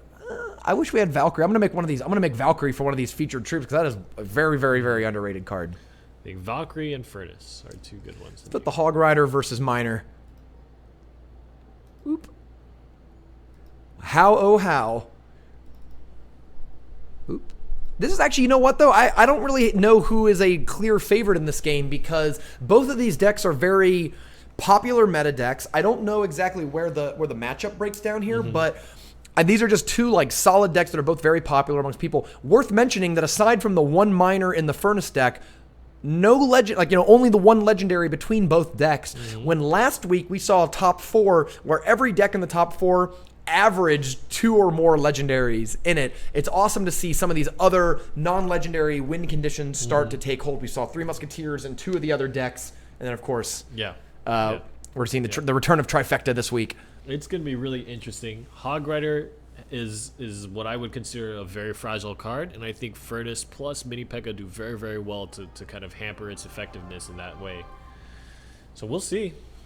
We'll see if Santi can push through. I think opening up with the Elixir Collector for Santi is the best actual outcome. Apex Predator has the Miner, but because both players, when they tick to 10, sort of preemptively play a card, they're not sure that really actually favors Santi, but he wasn't able to defend the Collector, unfortunately. We'll get a few pumps out of it, but you see, like, even with the defense there, that Miner took, what, 5 pumps off of that? Yeah. 4 pumps off? It was worth it, even with the Valkyrie there to help chew it down a little faster. 1 elixir for the 4. Yeah, Ice Spirit just very impressive. Oh, and I love that 2-second freeze allows the Mini P.E.K.K.A to catch up. Wow. Hey, 1 swing, but given that was 8 elixir countered with 5, that could have been 3 swings. That could have been 3 swings for the Hog Rider. Now, I don't like the Furnace here on... never mind. Forget me. With that zap, Fire Spirits were able to clip. I was like, the Fire Spirits are just going to get killed right there by the Musketeer. 1 Fire Spirit on the Musketeer, 1 Fire Spirit on the tower. That's pretty much what you would expect from a Furnace normally. Yeah, absolutely. And I think Santi's smart here to switch his Elixir Collector to the other side so that any minor attacks, anything that hits over on that side is not, it's not going to keep working down the tower that's clearly going to get grinded down here. Mind games here, Santi, or rather Apex played outside for his miner first, and then the second time around he played inside. Santi didn't get a read. Again, the miner gets away without much hampering it. Yeah, that's one of those things. Miner is so powerful at tournament cap. I think a lot of players do have miner, but if you have a level 1 miner and you're going up against level 10 or level 11 players, you don't really understand how tough miner is at tournament cap. Level 1 miner against... Oh no! Santi played his cannon a little too far up, and the Musketeer was able to reach across the river, and with the zap! Oh my God. Wow! Oh, and the zap There cleans we that up go. though. Pretty okay, good counter by Santi there. Yeah. Made up with one mistake with one really good play after. Oh, interesting. Ooh. The freeze I don't think was super great there, but... Oh wow, so one Ice Spirit counters the 2 fire, or maybe they blow up on each other. Yeah. A lot of this might just be a poison match back and forth. Both players are having a really hard time pushing through significant damage. Santi is discovering that there's not really a good justification to run the Hog Rider right now. Especially not up against when a deck that has Ice Spirits, Guards, and Mini P.E.K.K.A. and Zap and Furnace, really like. He actually defends the Collector this time, so that might change the dynamic of the match. That's true. That's definitely a big turning point because once you defend the first one, they likely don't send a miner to a half health one later on, so you have a chance to get a second one out. If you can defend 2 in a row, you are in such good shape. Yeah. And actually, wow, oh my god, Nice. those zaps from Santi are doing a great job at keeping the Furnace from sort of overwhelming that side. Yeah. And he's committed his miners. So Santi could have an option to get the second Elixir Collector right here. If he chooses to play that as his next card. But I think he's trying to push his advantage right now. I understand. I get why Santi's playing the Hog Rider, right? Because you're defending with the Valkyrie and Musketeer, so it makes sense to send it along. But I just think that Apex Predator's deck is one of those decks that's just not going to lose to a Hog Rider. Not happening. So maybe Santi needs to try to find another way to win that involves maybe split pushing. Yeah. Already 20 or 30 seconds into overtime already. So the first tower to go down is going to win the game. Both players are tied at about 1,200 damage on each tower. Yeah, and I mean, this is just the demonstration of what I was talking about. That Furnace is actually, it's an even cost to the Hog Rider. Yeah, and I'll take that trade any day to shut down one of your big win conditions. And if it survives at all and puts Fire Spirits down that you have to deal with in whatever way you have to deal with them, that adds up. And big shout out to Apex doing all this with level 3 guards. Yeah. That do not take 4 shots each from a tower. Yeah. Oh, we got a pig push coming. Boink, boink, boink, boink. Is Oh, wow. While they were all bunched up together, the Ice Spirit froze them both. Ooh, even one shot. One single swing from a Hog Rider is worth more than an entire poison. Yeah. So we get down to these points where we're like, okay, it's like 4 poisons until he wins. Even just one hog shot is like, whoa. Oh wow, that Ice Spirit actually really saved that situation. Wow. I think Apex might win. Oh no, that's right. That's the poison right there. Apex Predator turns it around. Wow, one Ice Spirit. That was a really well placed Valkyrie, but that Ice Spirit really turned that situation on its head. Right, so Apex Predator wins game 1 of their series and has to move on. He has to switch decks from the Minor Furnace deck to something else. So what is the other deck up of Apex Predator's sleeve? We have Giant. The Shanghai deck. This is actually I take that. Well, no, it's got Barbies. It's got Barbs though instead of what was in that list instead. Musketeer. Musketeer, you're right. So very similar to the giant poison list we've been seeing going around this last week or so. Up against Santi's also playing that trifecta one. Yeah, so Santi's going to be staying with the trifecta, and he came really close. And this time around, there's not really a Furnace to really hamper the Hog Rider's effectiveness. So this is, let's see, so Apex Predator is up a game right now. If he wins, moves on to the top 4, the big money prizing rounds, I mean, this is actually probably the biggest game for Apex Predator of the week, because if he wins, moves on to the prize round, loses, we go to a game 3 where Santi can perhaps move past that first top 8 and get into his Santi's first top 4 appearance. So okay, so what do we got for featured cards here? We got Giant over on the Apex Predator side. Yep, we got Giant, and I would probably say in this particular match, the Hog Rider is important. Okay, I believe that. Yeah, there's again no cannon again. I don't know. I think Apex Predator is still running a deck that Hog Rider is not going to get anywhere. This actually might come down to a Musketeer game. Yeah. Because if you can use your Musketeers on defense to just defend over and over and over again and get 2 to 3 Musketeers out like we saw last game, that might be the crucial difference here. I just don't see a world where it's hard to push them past Barbarian Mini P.E.K.K.A. Right. It's Barbarian Mini P.E.K.K.A. guards too, and you can even, if you really want to, put Elixir Collectors up in the middle to draw them. Like Apex, that's actually a bummer. Like Hog Rider used to be so oppressive to the meta, but it seems that recently we haven't seen too much of it. I think people are just ready for it. It's funny because all those things that you play to stop Mini P.E.K.K.A. that everyone has all these answers for Mini P.E.K.K.A. happen to be pretty good against Hog Rider. Too. Yeah. It's interesting. I think that Santi's going to need to use a lot of supporting cards, an Ice Spirit on top of a Poison and on top of maybe another card to assist. And there's just so much Elixir that needs to be invested to try to make sure that it's effective. Oh, and actually the Hog Rider does get through. Apex Predator opts not to play the right Barbarians. away. And that's a lot of damage on the tower. And the Zap, too. Ooh. Oh, my God. And let's not count out, I mean, the Elixir Collector was caught in that poison as well. So right away, Santi finds himself in an incredible position. We talked about, for Woody, playing the one crossbow, push that tower down to 1,000 health. This play just pushed that tower down to 926. And you got the pump as well. Like, it's worth mentioning that it's not even like, we can't even say, oh, well, it was a cost in order to get the Elixir advantage, even though he might have paid too much. It's not. It's like nothing. Like.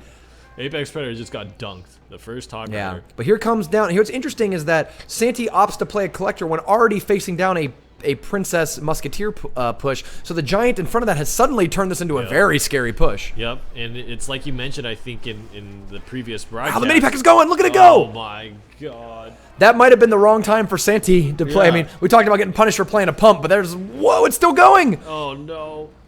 And, I mean, in a previous broadcast, you mentioned damage to tower is basically a cost of elixir, right? Yeah. On top of the fact that you did so much damage to the tower, then you play the elixir collector on top of that. That puts you even farther behind. And in many ways, elixir collector is not the thing that you want to be playing after you've done significant damage to the tower or taken a tower, because you just want to make sure that your opponent cannot replicate and push back. Right, and it's really dangerous to play your Elixir Collector when you're facing down any sort of push. Like, you want to play it on an empty board. In that situation, Apex Predator had just defended, but had, 7 Elixir on the board coming back at you. So when you pay 5 to go down to 5, right, and then think like, okay, I'll just defend this 7. If the opponent does anything, puts anything in front of you, you're like, oh my God, suddenly they have a 10 Elixir push and I can't defend it, and that's exactly what happened there. So here we go. We see another Mini P.E.K.K.A. coming down with the guards surrounding it, and barbs too. Oh wow, look at that poison though. The world's most valuable poison. He needs to place the cannon in a smart position. Oh, and I like the Valkyrie in the middle. Oh, it got chopped up immediately, but I think one swing was enough to, it was worth it in that regard. Still hurts a lot. 1.7k on the King Tower. Yes. At risk of being 3 crown, Musketeer at the bridge will take down the Princess, but the Mini P.E.K.K.A. being played aggressive. Guards in front, does a pretty good job body blocking, but the Hog Rider gets 2 swings and evens up the tower levels. Santi comes back 1 tower, but now Santi has to defend the counter push. The cannon's going to draw away the Giant for a moment's time. Valkyrie played in the back against the Mini P.E.K.K.A. plus the guards, does a good amount of damage. Ice Spirit will slow things down, but now Barbarian Princess. And I don't know, Santi's running really, really low on elixir, and there's not really an effective defense option in his I think that's what he's doing. He's really just pushing the issue here. It's not that these are like great elixir counters. Oh, there's 1 hit. Oh, no. But he just knows that the opponent just doesn't have much left. Yep. Oof. Yeah, he really didn't want that Princess to shoot anymore. So Apex Predator is already starting to build up that huge push. I like the left side Princess because it doesn't put the Princess in a way of... Oh, so poison's used right there. Barbarians in front, of course. That's a really good poison, though. That's a smart one for Santi, because not only do you get the Princess in it and the tower, well, those barbs are not going to end up hitting the enemy tower because they'll just get shot down from half health. Yeah, and he needs to realize that those Barbarians aren't going to be helping this right side push, which is super, super important. And big deal for that Valkyrie to chop up those guards. Yep. Mini P.E.K.K.A. is still a danger, though. The poison Oh, no, here it comes in. It only needs 1 swing. And it's coming around the corner. No. Oh, 1! Apex Predator takes it 2-0 over Santi. What a crazy path for Santi. Santi just beat Justin for the win in the last round, and then Apex Predator beat Santi in the next round. There is no favorites in these tournaments. It all comes down to that one decision made to try to play the Elixir Collector. He had a lead, and it's almost like it's the poisonous fruit almost. You taste victory, and then you make one decision that seals your doom. You just could not recover from the initial push. I mean, awesome. It pushed down his tower and then did so much damage to the King Tower that, Santi just had to constantly spend elixir to defend at an awkward angle with drop zones very, very close. And that's the big thing after you take down the first tower. I think a lot of Clash Royale players right now don't quite realize how strong that extended drop zone is. Yeah. There's definitely a lot of little cheaty trick things you can do with that. One thing that I think that's really interesting. I'm losing my train of thought trying to look at these other things. One thing that's super interesting is that this week, so our top 4 is set. Last week, we had 4 minor decks in the top 8. decks. So top 4 players are set. We have eight decks between them. The top 8 decks last week were 4 minor decks. This week, 4 giant decks. Oh, wow. Pretty interesting. Lots of Many mini Pekkas still. And of course, Woody being back means that there's 1 Mortar and 1 Expo deck in the top 8 decks. Yeah, there's always going to be that. So we're setting the top 4. Let's take a look. We'll take the prizes down real quick and put the bracket back up. We're going to start the top 4 right now. We got Darth Jar Jar versus Woody, Grubby versus Apex Predator. This is great. This will be really interesting. Darth Jar Jar, new face, first time top 4 by upsetting Vizard in the top 8 round. Woody, I would assume the prohibitive favorite here in his 8th top 4 appearance at the Super Magical Cup, playing, as usual, Mortar in Expo. Grubby of StarCraft fame makes his first top 4 appearance, so we have a multi-game talent here. Yeah. We'll see how deep can Grubby actually win. We had a storyline in the first season of new players coming out of nowhere and really winning. I think this is the chance for Grubby to really show that he can hang with the best Clash Royale players in the world. And Apex Predator, a regular on the forums, a regular in Reddit Alpha, has made his first top 4 appearance. This puts 2 Reddit Alpha players in the top 4. It's a new powerhouse clan. Where's Elite Gaming? Where's Elite Gaming? Where's In the Light? Where's Clout Gaming? Like, they're normally really good and we see them in there, but this week, this is Reddit Alpha's week to shine. Yep. So what do you want to, I kind of want to watch the Darth Jar Jar Woody match because I got to see those that. 3 Musketeers. Yep. And I mean, both ways we will see 3 Musketeers, but how does that work against Siege? All right, Woody, Darth Jar Jar. Game 1. Let's make sure we get the match preview up. Cool. Darth Jar Jar and Woody. So I'm going to go ahead and put Expo up. Interesting that he's leading off with Expo. He typically leads off with his Mortar deck. This could be some mind games too, because one of the things when you're someone like Woody and everyone in the Super Magical Cup knows who you are and everyone knows the deck you're playing because you always play the same style each week, then you have to kind of be a little, I don't know what to call it, be a little smarter about your deck choices. So I'll bet you that Darth Jar Jar is expecting Mortar and will be very caught off guard that it's an Expo deck instead. Yep. So what do we got for the blue card here? Giant, why not? But you know what? 3 Musketeers. Yep. Expo 3 Musketeers. The matchup that I'm sure we all predicted in the pre-show. Absolutely, yes. We all always predict all the things. These are those 2 archetypes we were talking about. We're going to sweep the whole thing. All right, let's get the watching going, get the game going, and here we are, the money rounds. Yep. The winner of so all 4 players we're going to see here have already made $50 each. The winner of this round goes to the finals where they have their chance at $200 or $100. Very valuable. Both open up with the Elixir Collector in the middle. There ain't no minor to punish that. If Darth Jar Jar is very observant, he should already know this is the Expo deck because the Mortar deck does not run Elixir Collector. Yep. We'll see how well researched, and that is something that Woody is really good about, but I don't feel like other participants... No, it doesn't. Ooh, the Knight. Once again, I've been pretty impressed with Knight, honestly. Like for 3 Elixir, that Knight just absorbed all of the Expo shots and then walked up and swung at it. Yep. And I wonder, playing the minions into the Ice Wizard, I wonder if that was ideal. I don't like fireballing the barbs right there just because it opened up a chance for Woody to be like, all right, kind of like when you zap minions and they play minor in front. That was good counter barbs, but because of the 1 second deploy time, even those low health barbs got some attacks in, and I don't know. Yeah, yeah. Definitely, I mean, Darth Jar Jar might just need to be feeling out how his cards interact a little bit more and try to devise a different way to handle barbarians in that particular situation. I think a lot of it was a scramble to try to stop the Expo. Where does Woody come up with this Elixir, by the way? Because if you look at it, he's already ahead in Elixir. Yep. Like, significantly so. They both... Oh, wow. I love the barbs right there in front. I just don't know what he's going to do. Oh, and he arrows the minions. This is tough. This is really, really tough. If that giant goes... I mean, the giant... Wow, this is not looking very good for Darth Jar Jar. This hurts. He fireballs... If you're going to commit the fireball, you might as well have hit them when they were in a clump. Yeah, he's 3 Elixir now, so he had it a few seconds ago and probably just had to make that decision. That's what we talk about. Woody likes to play cards that force their opponents into mistakes. What do you do when you see Expo Bond? Do you know what he has that, like, oh, right, I see this all the time. I do this, right? Like, yeah. Oh my god, Woody at an early lead. Double Elixir might change the pace for Darth Jar Jar a little bit. Haven't seen 3 Musketeers yet. Yep.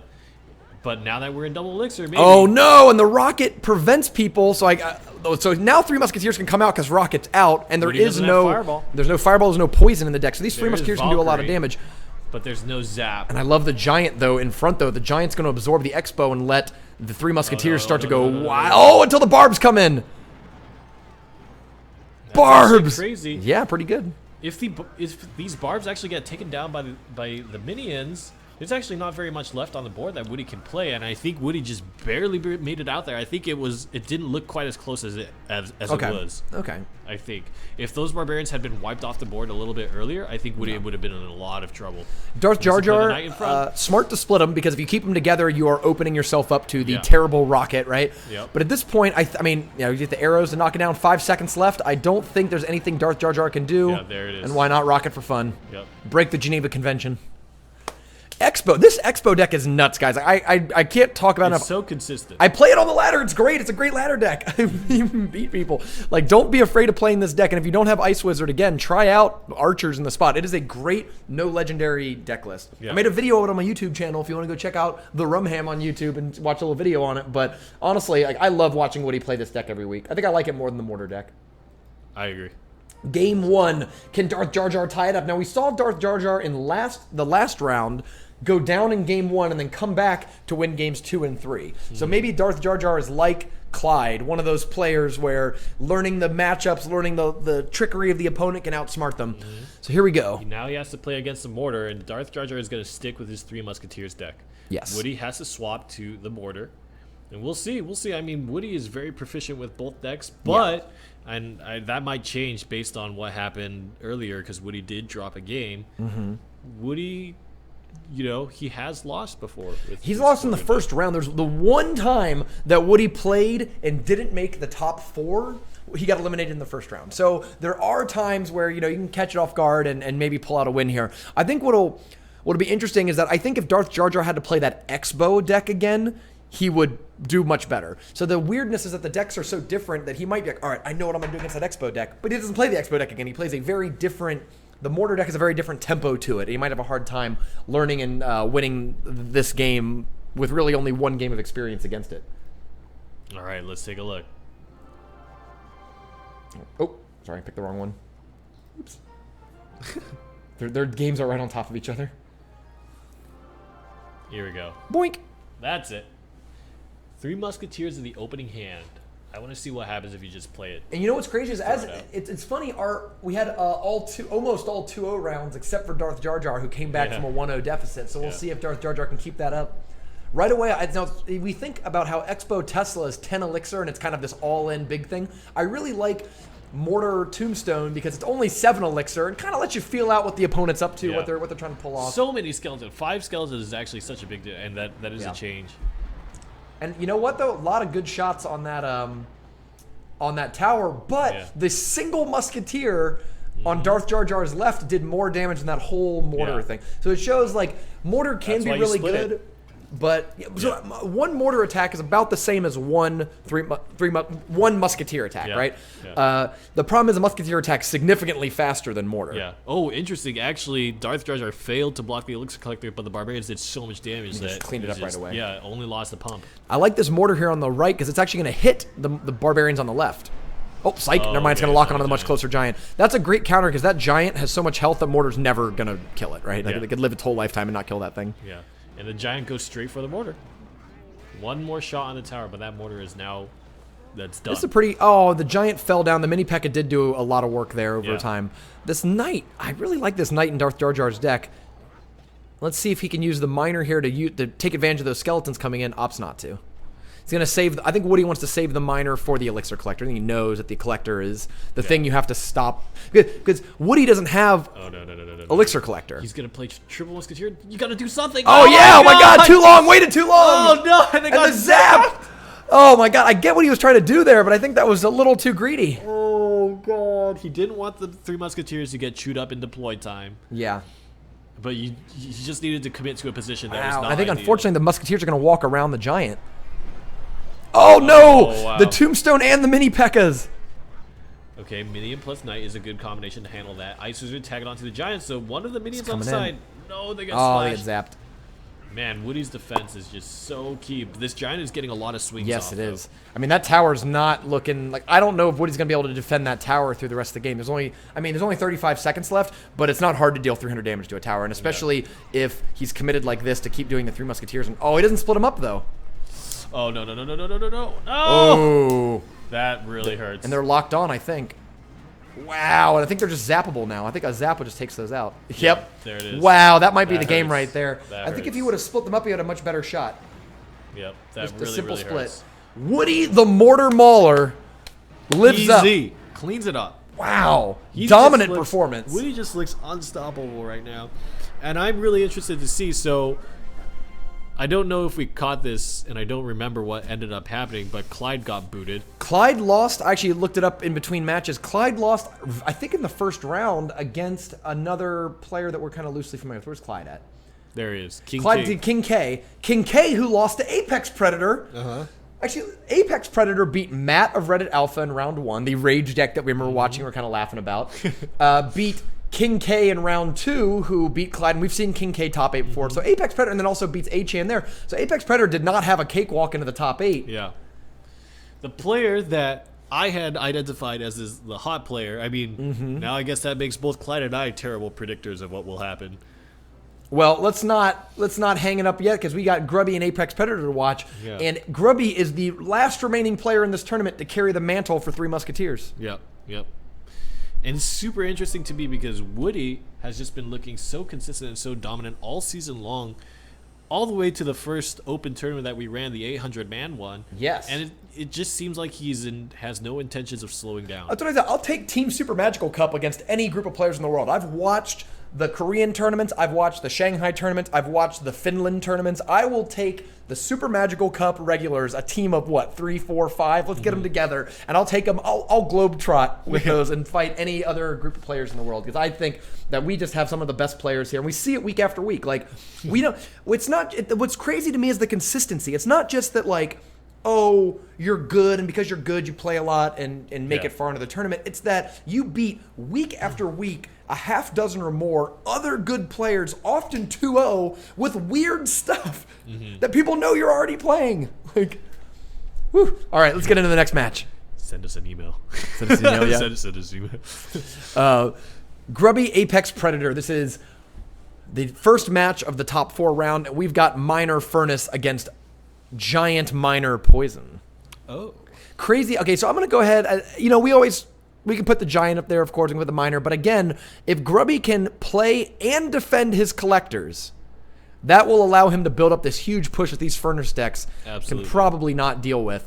But if Apex Predator can use the Minor really well and switch positions a lot and get around him a lot, I really expect that the Furnace deck will eventually grind it out. Because what you need, the weird thing is that you need, like, let's say 2 collectors out to get to build up one of those big, unstoppable, uncounterable pushes. But if you can just keep the collectors off the board, those furnaces are slowly chipping away damage. Furnace and poison, furnace and poison. And what will happen is right when the opponent is trying to build their big push to win, you can just take a tower and let time go out. Yep. You know what I mean? And win the game that way. Yep. I definitely agree. The Elixir Collector is a one differentiating factor between these decks because the interaction otherwise is just going to be a cycle of never-ending I kill you, you kill me, Yes. we're a happy family, you know? Especially because if you're using your miners on each other's buildings, then they're never actually hitting the tower unless the game doesn't end. Yeah. But what I like about the Furnace deck is you don't need the miner to keep hitting the tower. Here comes the furnace. But we've seen how effective in this tournament is. It is just casting Naked Giants doesn't work, right? Yeah. Everyone's playing Mini P.E.K.K.A, Guards, Musketeers, that kind of stuff. So you really have to. You can't just play Giant and win in the way that you can just play Furnace. And Yeah. win. Yeah. Let's see. Ice Wizard and I don't man, like the guards behind it because they're gonna get hit by the fire spirits, aren't they? Yep. Guards will take their Oh, okay. Actually, separating up a little bit. Tower starts to pick them off. One shot, another shot. So, in total, look at the damage done to the tower. They're basically even on the board, right? 2 elixir behind. Yeah. I mean, a little bit of elixir behind, but Little minor difference to talk about the micro there. Apex Predator was actually ahead in elixir, but then leaked about 1 or 2 elixir Yeah. trying to decide what to do next, and that I may mean, it have paid off big. It may have also handed off the elixir advantage that he had. If he could have done Yeah. that maybe a second Absolutely. or 2 earlier, not only would it still have been good, but Yeah. Apex would have had a larger elixir advantage between the two of Yeah, them. he would have been able to continue extending. This is actually great for Apex Predator. So, I mean, only 2 elixir ahead, but way ahead in... Actually, never mind. I'm sorry. Grubby has the collector down. out. Here we go. 1. Now, it looks like Grubby might just let this happen because he was going to let him hit the King Tower. Does not. The miner was played in double tower range. Oh, I see. So it has to be in that bottom corner Yeah. where only 1 tower attacks? Yep. Oh, the guards are coming in right for the tower. Oh no, and the Ice Spirit breaks their shield. Oh, but the Giant's still alive. Oh, No, they do. Oh, they the do. miner! The pop-up miner! Oh my god, that could have been so dangerous, but the guards there just defuse that situation very well. That was a very, very precise. Let's see. We're gonna see the difference here between 1, 2, 1, 2, 3. Yeah. Okay, yeah. Apex Predator, take that $50 or 100, whatever, however much money you make, and you got to get those guards up to tournament cap. They're going to be significantly better. Yeah. Start leveling them up. So, okay, I like how Grubby played his Elixir Collector in the middle still, but purposefully off to the left side so that you can't poison it. It's actually out of poison range for Apex Predator. You can see him trying to line it up. He was hovering poison, probably trying to line it up and just couldn't make it happen. So Grubby is not opting to take any kind of gamble or risk or waste his Elixir on that left side. He just lets that miner do what it is, and then he's going to start a giant push. So now, technically, Apex Predator, I mean, Grubby started that push at max Elixir. Apex Predator is 3 Elixir down. And that can be the difference in some of these battles. Yep. Poison on top of the guards. They're going to fall fairly quickly, and the miner prevails, but the zap will tie it up. Ooh, one shot, though. I mean, when you only have 1,000 health on your tower, 200 damage is like, oh, God. Yep. Slowly, bit by bit, especially with poison zap on the board. I really like this play by Apex Predator because he punishes Grubby for putting his collector back in the middle, right? Gets to poison and collect. The way Grubby played that now forces Grubby to be all in. Yeah, he's going to lose on the next 2 poisons unless he wins right here. But it looks like that's a pretty big push, and there's no enemy poison down yet because he just used it. So what's going to clean up all these guards and things like that? Oh no, the Musketeer's locked on. Oh my god, no. Grubby steals it at the early of overtime. Game 1 to Grubby. Apex, though, I think had a good strategy. I don't know if Grubby baited that. I wonder if that was a purposeful thing by Grubby to put the Elixir Collector back in the middle, being like, haha, he's going to poison it. And when he poisons it, I can then build up a big push and he won't have poison. The big thing was Grubby 2 times in a row called out Apex Predator and just went all in both times, right? He played the Elixir Collector, played the Giant in the back, just let the miner happen. You know, he just let it happen. He said, I'm just going to let that play out. I'm going to take all that damage for free. I'm going to give that to you right now. I'm going to hurt you so bad in a few moments that it's going to pay off for me. He did that once. Then he played the Giant again. And the miner was played again, and he let it happen again. I think I accidentally hit. I was trying to hit the red feature card, and I think I hit the match preview blocker. Bummer. Oh, bummer. Well, here's what I'm excited about. Grubby is still carrying the mantle for the 3 Musketeers. And let's see. Apex Predator is running the big key. Oh man, I don't even know what to put as a key card here. I want to put Giant down, but I think Giant's actually going to get gobbledy by. Technically, I think the positioning of poison, the use of poison and zap, as normally you would understand against 3 Musketeers, the spells are really what you're looking for. Absolutely. Right? And Apex Predator we saw this earlier, has poison, but poison's not exactly what you want against 3 Musketeers. Yeah. It's just a little too slow. You want the fireball that does the damage instantly. Yeah. Thankfully, you know, if you think of it this way, if you're okay with playing a Valkyrie Zap to take down his 3 Musketeer, you should be okay with playing Zap Poison, you know?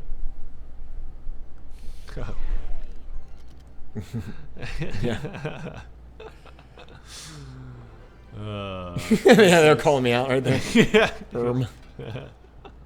Yeah, I'm trying. It's a PG-13 stream. Yeah. Doing my best. PG-13. 3 Musketeers making their way. I love the splitting of 3 Musketeers. That's easily one of the best. It's probably the best split. I mean, I can only imagine that Barbarian split is the only one that comes somewhat close. But we got Flamengo asking in chat what happened to Woody. Woody won his match 2-0. The finals will be after this. This is the other top 4 semifinal match between Apex Predator and Grubby. So far, game 1 was really tight. I mean, Apex Predator showed without a doubt that he can hang with Grubby. The important thing will be, how can he take this deck that we know to be very strong and adjust it to... Grubby has a very weird take on the kind of miner or the giant poison deck because he's using 3 Musketeers as sort of the big support behind it. And I like this. I mean, if you think about this, Grubby is super vulnerable to siege decks in a lot of ways because of this. Look, he's playing the Elixir Collector and then Giant, and then I assume 3 Musketeers after it. That's just so much time for an opponent to set up a big thing. Leading the charge. Yeah, I wonder why. That's interesting. Okay, Mini Pekka's not going to be on the Giants, so that's probably really great for Grubby. And actually, wow, the double Musketeers won that exchange. Yeah, but the barbs are going to kill the crap out of that Giant, and... Yeah, interesting choice. I mean, Grubby did get away with an Elixir Collector, I guess. I mean, he traded, I suppose, with Apex Predator. So currently, No. We'll have to see. They're just pumping up. We're going back into the classical. Let's just pump it up. And actually, I think Grubby's Princess might win this battle. No. It does! Oh! Apex Predator made a little mistake there by playing his Princess too close because the 1 second deploy time was the difference between those Princess they're firing. Now Grubby's ahead. Miner onto the Elixir Collector. Now Apex is left with nothing. Can't leak Elixir, Grubby. I think he had to wait a little bit because he's worried about the Princess walking in front. But even here, like, leak. Okay. Yeah, I think he wanted to make sure the timing on the triple Musketeer drop was appropriate. I like that he's going to put the barbs on the left side. Oh, no, I thought he was going to put barbs on the left, but he actually puts them on the right in front of the mini P.E.K.K.A. to prevent them from beating up on the Giant. And he still has Miner. Ice Spirits on the left side, maybe?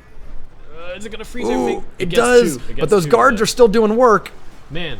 He actually single commits Musketeer his Miner to the right side, which is interesting to me. One single Musketeer makes his way across. It's going to do a pretty decent amount of damage. Another mini P.E.K.K.A. that's just chopping those Giants up. Oh, and the poison comes down after to make sure those barbs don't come across with too much health. But then there comes the Miner. The Miner's got caught by the guards. The Miner's not locked onto the tower. The guards are doing a really good job holding them off, and I think they're going to hold off those barbs too. Great job by Apex Predator defending there. So I think the question is, how will Apex Predator continue to fine-tune his defense? Because he's leaking health on his towers just every little bit. I wonder if this is a bait by Grubby. Grubby misplayed his Elixir Collector, putting it too close to the tower. A Princess that hits that will splash damage onto the Elixir Collector, taking free pumps off of it. I wonder if he did that to purposefully make Apex Predator want to play on the strong side tower instead of the weak side tower. Right, entirely possible. They're gonna split again. Barbarians leading the charge. Oh, the poison kind of on the wrong side. On the left side, maybe. Oh, here comes the Miner and hits him. Oh, wow. He doesn't have the. But the Musketeers are gonna do a lot of damage. But here comes the Giant. Look at the full health Giant supported by a Princess. And even though the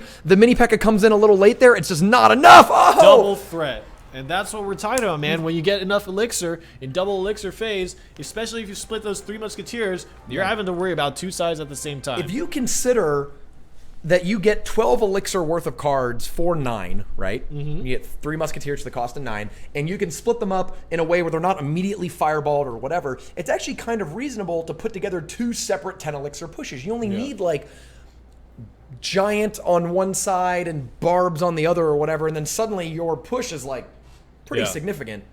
Wow, Grubby takes it 2-0. And especially, I feel like, against decks that use 5 Elixir defenses, it's a very heavy investment.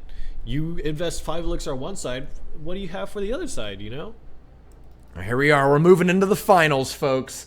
The finals, Grubby versus Woody. This, I don't think we could have asked for a better finals, to be honest with you. Like, we have Grubby of StarCraft fame making his first Super Magical Cup top 8, top 4 finals. We've got Woody, the most accomplished Clash Royale player in the community. I mean, he doesn't just win a whole bunch of Super Magical Cups. He takes home Reddit clan system tournaments. He takes home the open tournaments that we see in-game when he gets to play, I think, on some of the daily ones that some of the other big streamers run. I can't imagine a more accomplished player than Woody, and he's going up against a big name from another game. This is a great storyline. So let's get into game 1. All right, let's take a look. Be real careful about the match preview here. Okay. Can Grubby make it happen? So Grubby's going to be running, of course, we've seen this time and time again, Miner, Giant, Poison, against Woody, who's opening to bat with his Mortar deck. Yeah, I think he switched back. This actually probably is a better matchup for Woody, I think, than normal.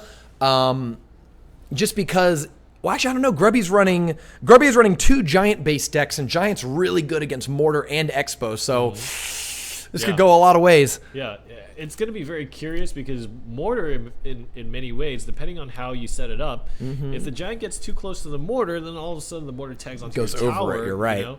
So it's kind of interesting. It all depends on what Woody decides to play in terms of, you know, how he's going to use his Tombstone, how is he going to use his Minion Horde.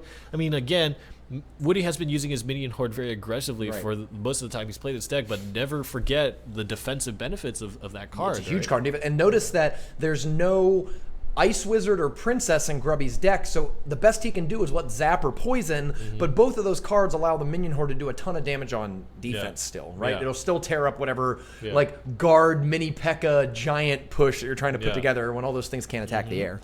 And the big thing is he isn't...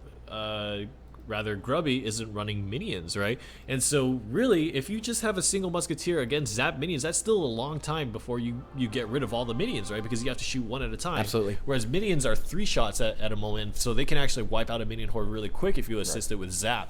But that's just not the case with a Musketeer. So we'll see. Grubby couldn't have asked for a better opening hand, right? You got your elixir collector. You can just sit back and defend. I think what Grubby really wants is to be able to sit back and pump up, and then when Woody tries to get his little combos going, you can poison it, you can fireball it. Woody could be going for an early mortar placement. We'll see. I think he's actually just playing the tombstone as like a pass card almost. Yeah. There it is. Many times when Woody has the mortar in close to opening hand, he usually commits to playing it. Yeah, really great giant in the middle. Look, notice the Musketeer's actually not under attack, so Grubby's like, that thing could not have been better placed, because if it was one square more forward, it'd be getting shot. And here's the situation that we're talking about. Tags onto the tower.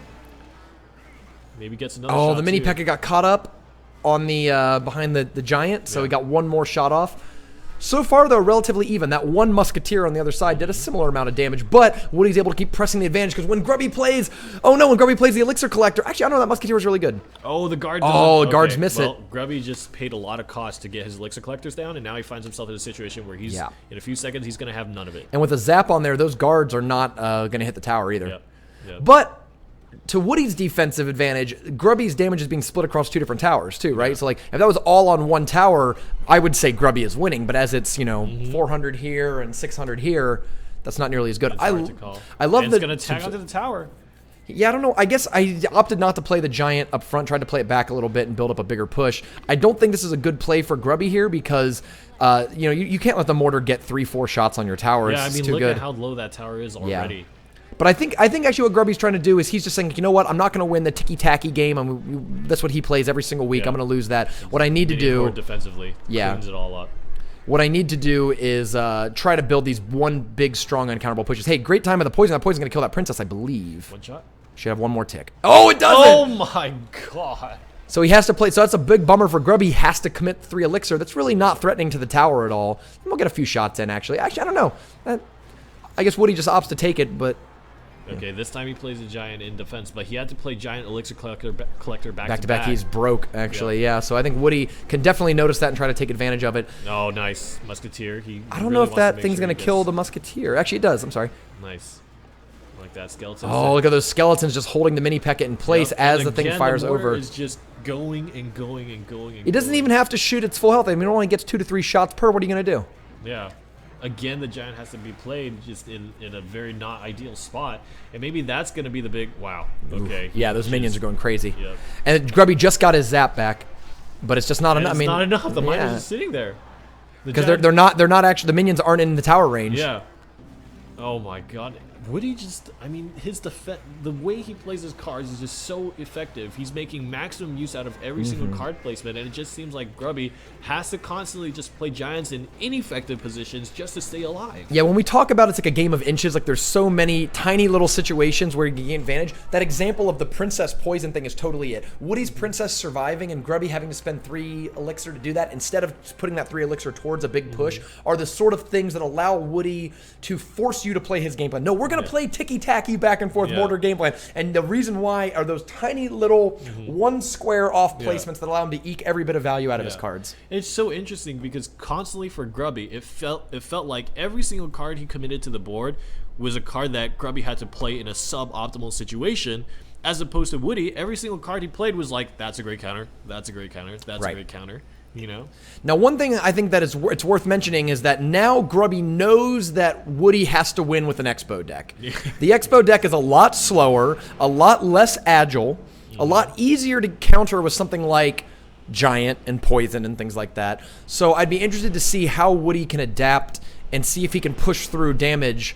One of the advantages for Woody, he's got Rocket to go up against the Collectors, but Grubby's just going to play his Collectors in the middle to defend against Minor and probably never put them in a good Rocket placement. So what do we got here? I mean, I think we put the Giant back up. Grubby's playing the same deck. He didn't switch decks up at all. He's not playing the 3 Musketeers variant or anything like that, so he's going to... So this is a deck he's confident in. Well, if he's going down, he's going down playing this deck at least. Yep. We'll see. Whew, almost. I'm so afraid of ruining this game. I don't want to ruin the finals at all. All right.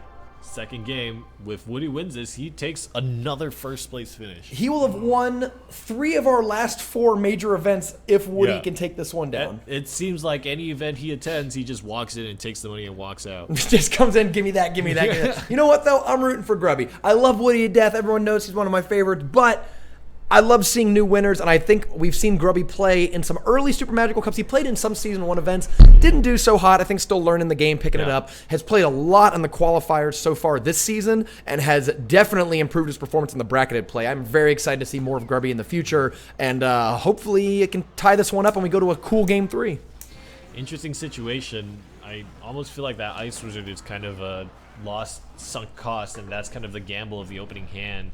Woody wanted to play something instead of Leak Elixir, play the Ice Wizard, and it ended up going down. Here's a challenge for Grubby. Where's Grubby going to play the second collector? He wants to play it. Where are you going to play it? You going to play it behind the tower? Yeah.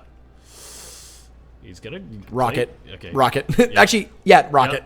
Yep. He's got it hovered. So even though that's 11 Elixir from Woody's standpoint, he can slowly win the purple game, right? The purple war. Oh, okay.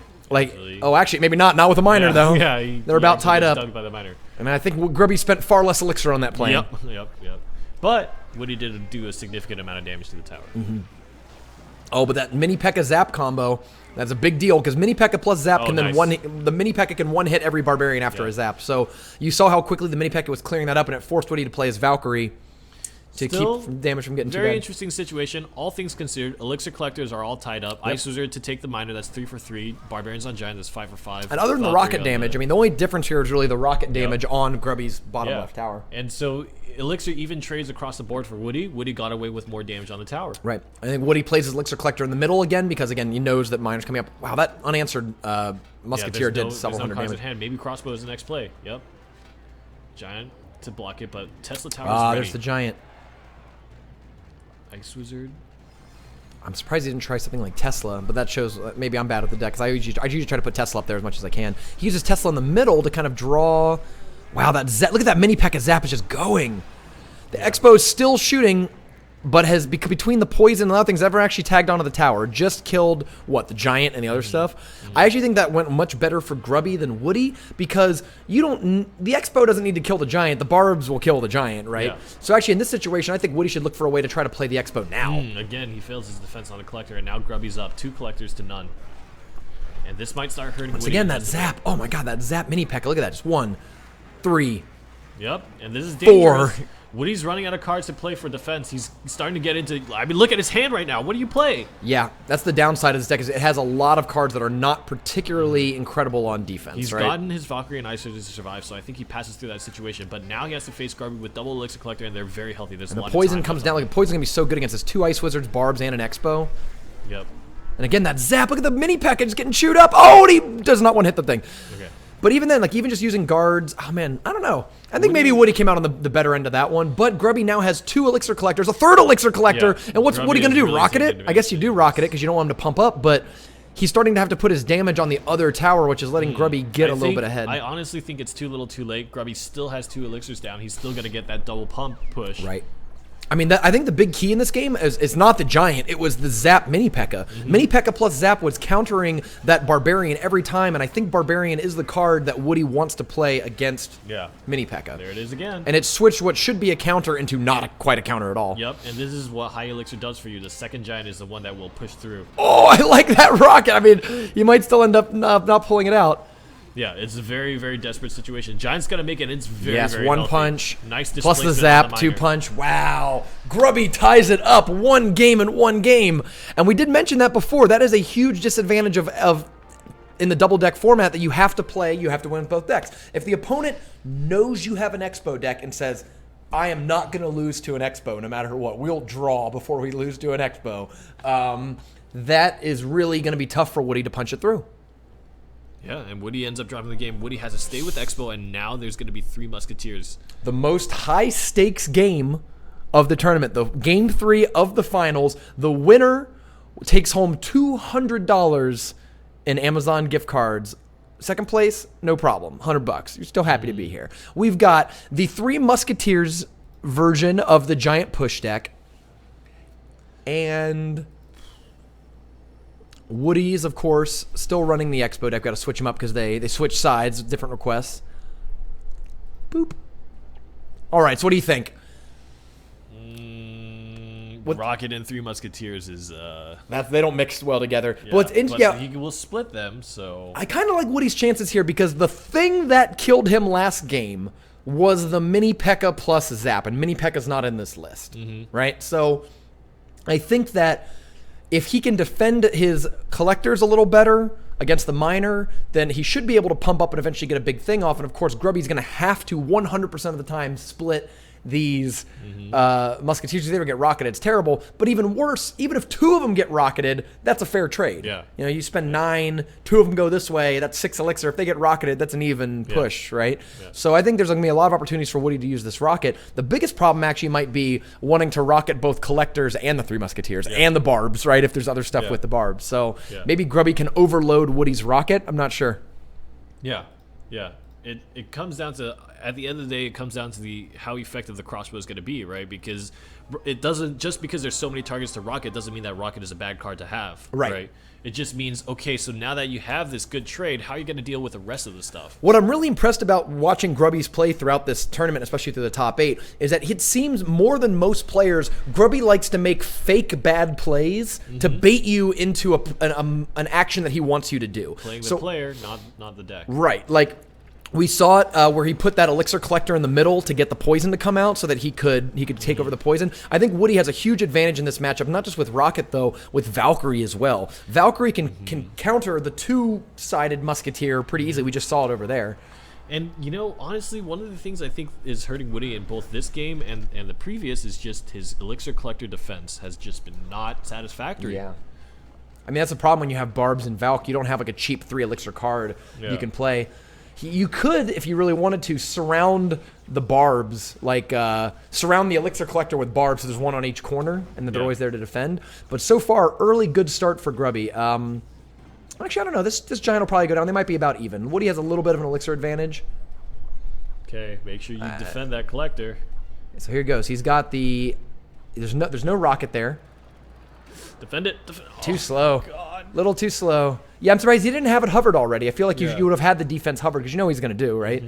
That also is going to come down to that we'll see how much that changes after the Miner nerf. So Supercell's already said that in the next balance update, Miner, which currently has a deploy time of 0.7 seconds, was an accident and it'll go back to 1 second along with like every other card in the game. So the Valkyrie, this is actually really good. The Valkyrie's on the wrong side. The Valkyrie's on the left side, which means that it should be played on the double musketeer side, but can't do it. So while that defensive expo will be pretty good for a little bit, he took a lot of damage on that right side tower that he could have prevented with the Valkyrie. It's still damage that's being played, and Woody still has not played his rocket for any situation, neither the collector nor the...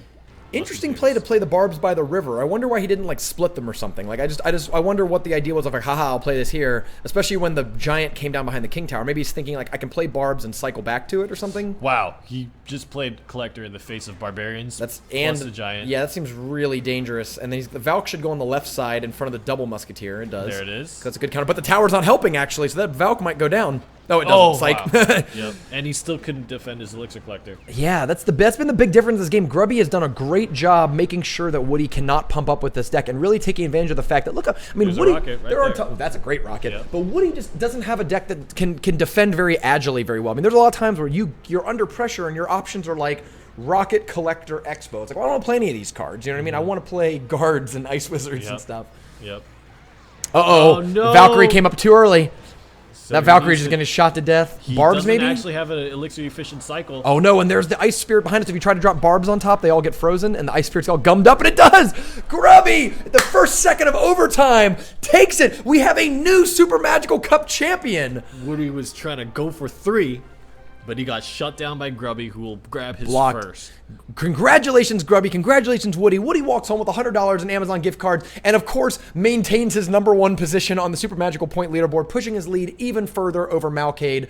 But Grubby makes a splash on the scene, doing really well in the qualifiers. Been watching the qualifiers throughout the week. We noticed him playing very well in a lot of them, but I don't think we really expected him to just bulldoze through the field like he did and get all the way to the finals, upsetting the most accomplished Super Magical Cup player, Woody, in 3 games. So the interesting thing, and I think you hit the nail. I think you hit the nail on the head, right? Is that Grubby just seemed to be so great at playing kind of against the optimal strategy and making sure that he was always making decisions uncomfortable. The first game when Woody uses Mortar Deck, it really seemed like Woody was the one dictating the pace of the match, but ever since then, Grubby has just been so great, and throughout the whole tournament, not just against Woody, just making sure that he's playing things in a way that makes their opponent think that they have the right answer, and then he in turn plays in a way such that it counters that option very, very well. Absolutely. Like, I think it was really smart. And actually, I like that Three Musketeers is starting to come into the meta. Maybe that is a reaction to all of these giant poison decks that are coming around. I think maybe players, it's interesting how people can outthink the meta. People think, oh, it's this deck's OP, I can never beat it. But these smart players are really going into the tank and thinking like, all right, if the opponent has giant and poison, but no fireball, no Valkyrie, some of these cards that we used to see a lot of more but have come out, what benefits from that? What card comes out? And Three Musketeers has been really impressive, putting 2 players in the top 4 this week after never having a top 4 appearance in the entire time that we've run the Super Magical Cup. Yeah, absolutely. Grubby taking first place. Congratulations to him. Grabs $200 and 500 points on the leaderboard. Woody tried to go for a 3-win record for the Super Magical Cup, but gets shut down and takes second place. And actually, Grubby actually beat a killer's row on the way up here. From round 1 was playing all name players. Patriots 34 is another player you're going to see in a lot of these qualifiers. You'll probably see a lot very often in the Super Magical Cup each week. Master Sparky is another one of those qualifier grinders. There's no pushover in any chance. And actually, it's interesting that Grubby had to go to game 3 in rounds 1 and 2. You know what I mean? Like, this tournament could have gone very differently if not just for a handful of games along the early rounds. Grubby 2-0's Flash, who was the early favorite. We heard from a lot of players like Clyde and Naders and stuff that they thought Flash might go deep, but Grubby upsets there. And then into the top 8 round, Grubby 2-0'd Popcorn, 2-0'd Apex Predator, 2-1's Woody in the finals. Congratulations. So let's go ahead and put the group play card back up so we can see what people are saying in chat. What do you guys think in chat? Congrats to our first place winner, Grubby. What's the Apex Predator? What's the best use of the 60 quid that I won? Quid. What a Brit. What a Brit. What is this? Awesome. So we had a bunch of cool people turning. We got Ballatur in chat, Yarns hanging out in chat from Orange Juice. Whew. Getting all caught up. Man, there's a lot of people watching today. Big thanks for you guys coming out and watching the Super Magical Cup. The most competitive tournament that Clash Royale has to offer. Wow. And once again, I think we might see a new meta. I don't think before this week anyone was saying that Three Musketeers was going to be the big deal, but I would fully expect to see a large amount of Three Musketeer decks in the meta this week because a huge statement was made by both Darth Jar Jar and Grubby that, like, hey, if everyone's going to be playing giant poison decks, we've got the answer. And it's 3 ladies for the cost of 9. It's interesting because Three Musketeers has always kind of been in the background, right? There was one deck, Three Musketeers in the Shanghai tournament, and then there was also kind of word of Three Musketeers coming from the Asian region in the new meta once it came out, but just never surfaced to, I think, any kind of quality popularity that was that was a tournament winner situation, right? It was just kind of one of those things that, I think this works pretty well and we can make it kind of work, but it's not really a tournament winning deck. But Grubby has made it now a tournament winning deck, and we might just see more of it and players playing it with confidence. Yeah, for sure. And I tried it a little bit on the ladder and I wasn't very good with it, but these results make me want to go dig that list up again and give it a shot because I'm very impressed by Grubby's play here. The crossbow deck finally falls. Finally. I don't think that crossbow deck's ever, not that it's never lost, but Woody played in the first one and of course won with it, and he won all the way through this. So this is the first time the Expo deck was stifled 2 times in a row. Yeah.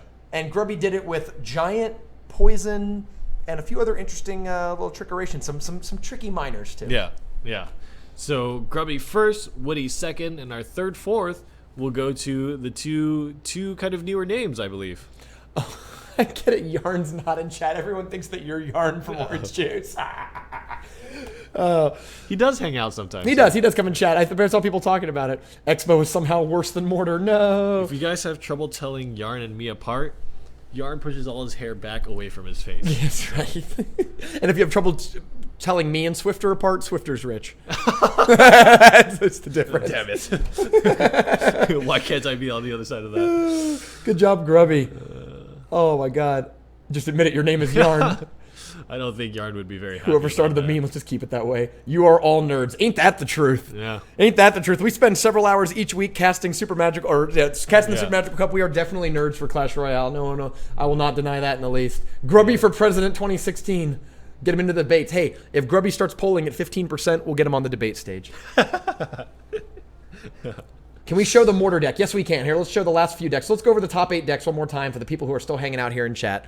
So we got 413 players this week. Very great. Or viewers right now. So let's go over the top 8 decks one more, or the top 8 decks from the top 4 players.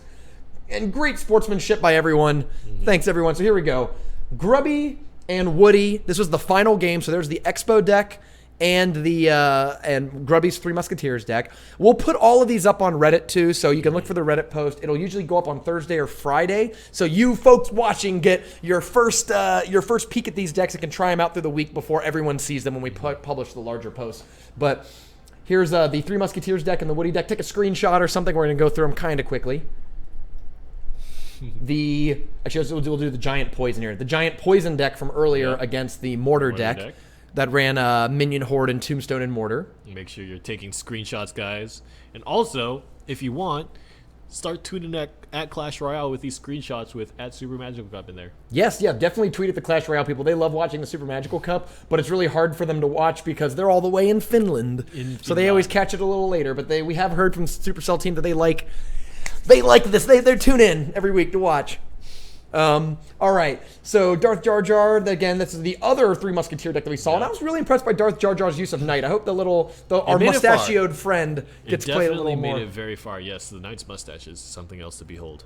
And he played it both rounds, so Darth Jar Jar's second deck, I wrote it down somewhere. It is a trifecta with the mini pack. It's the four horsemen one. The Four Horsemen.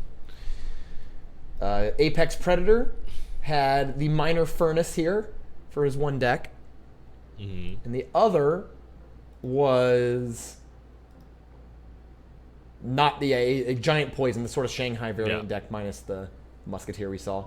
Giant Poison really made a big splash this week. A lot of players playing it after its performance in the Shanghai tournament. Yeah.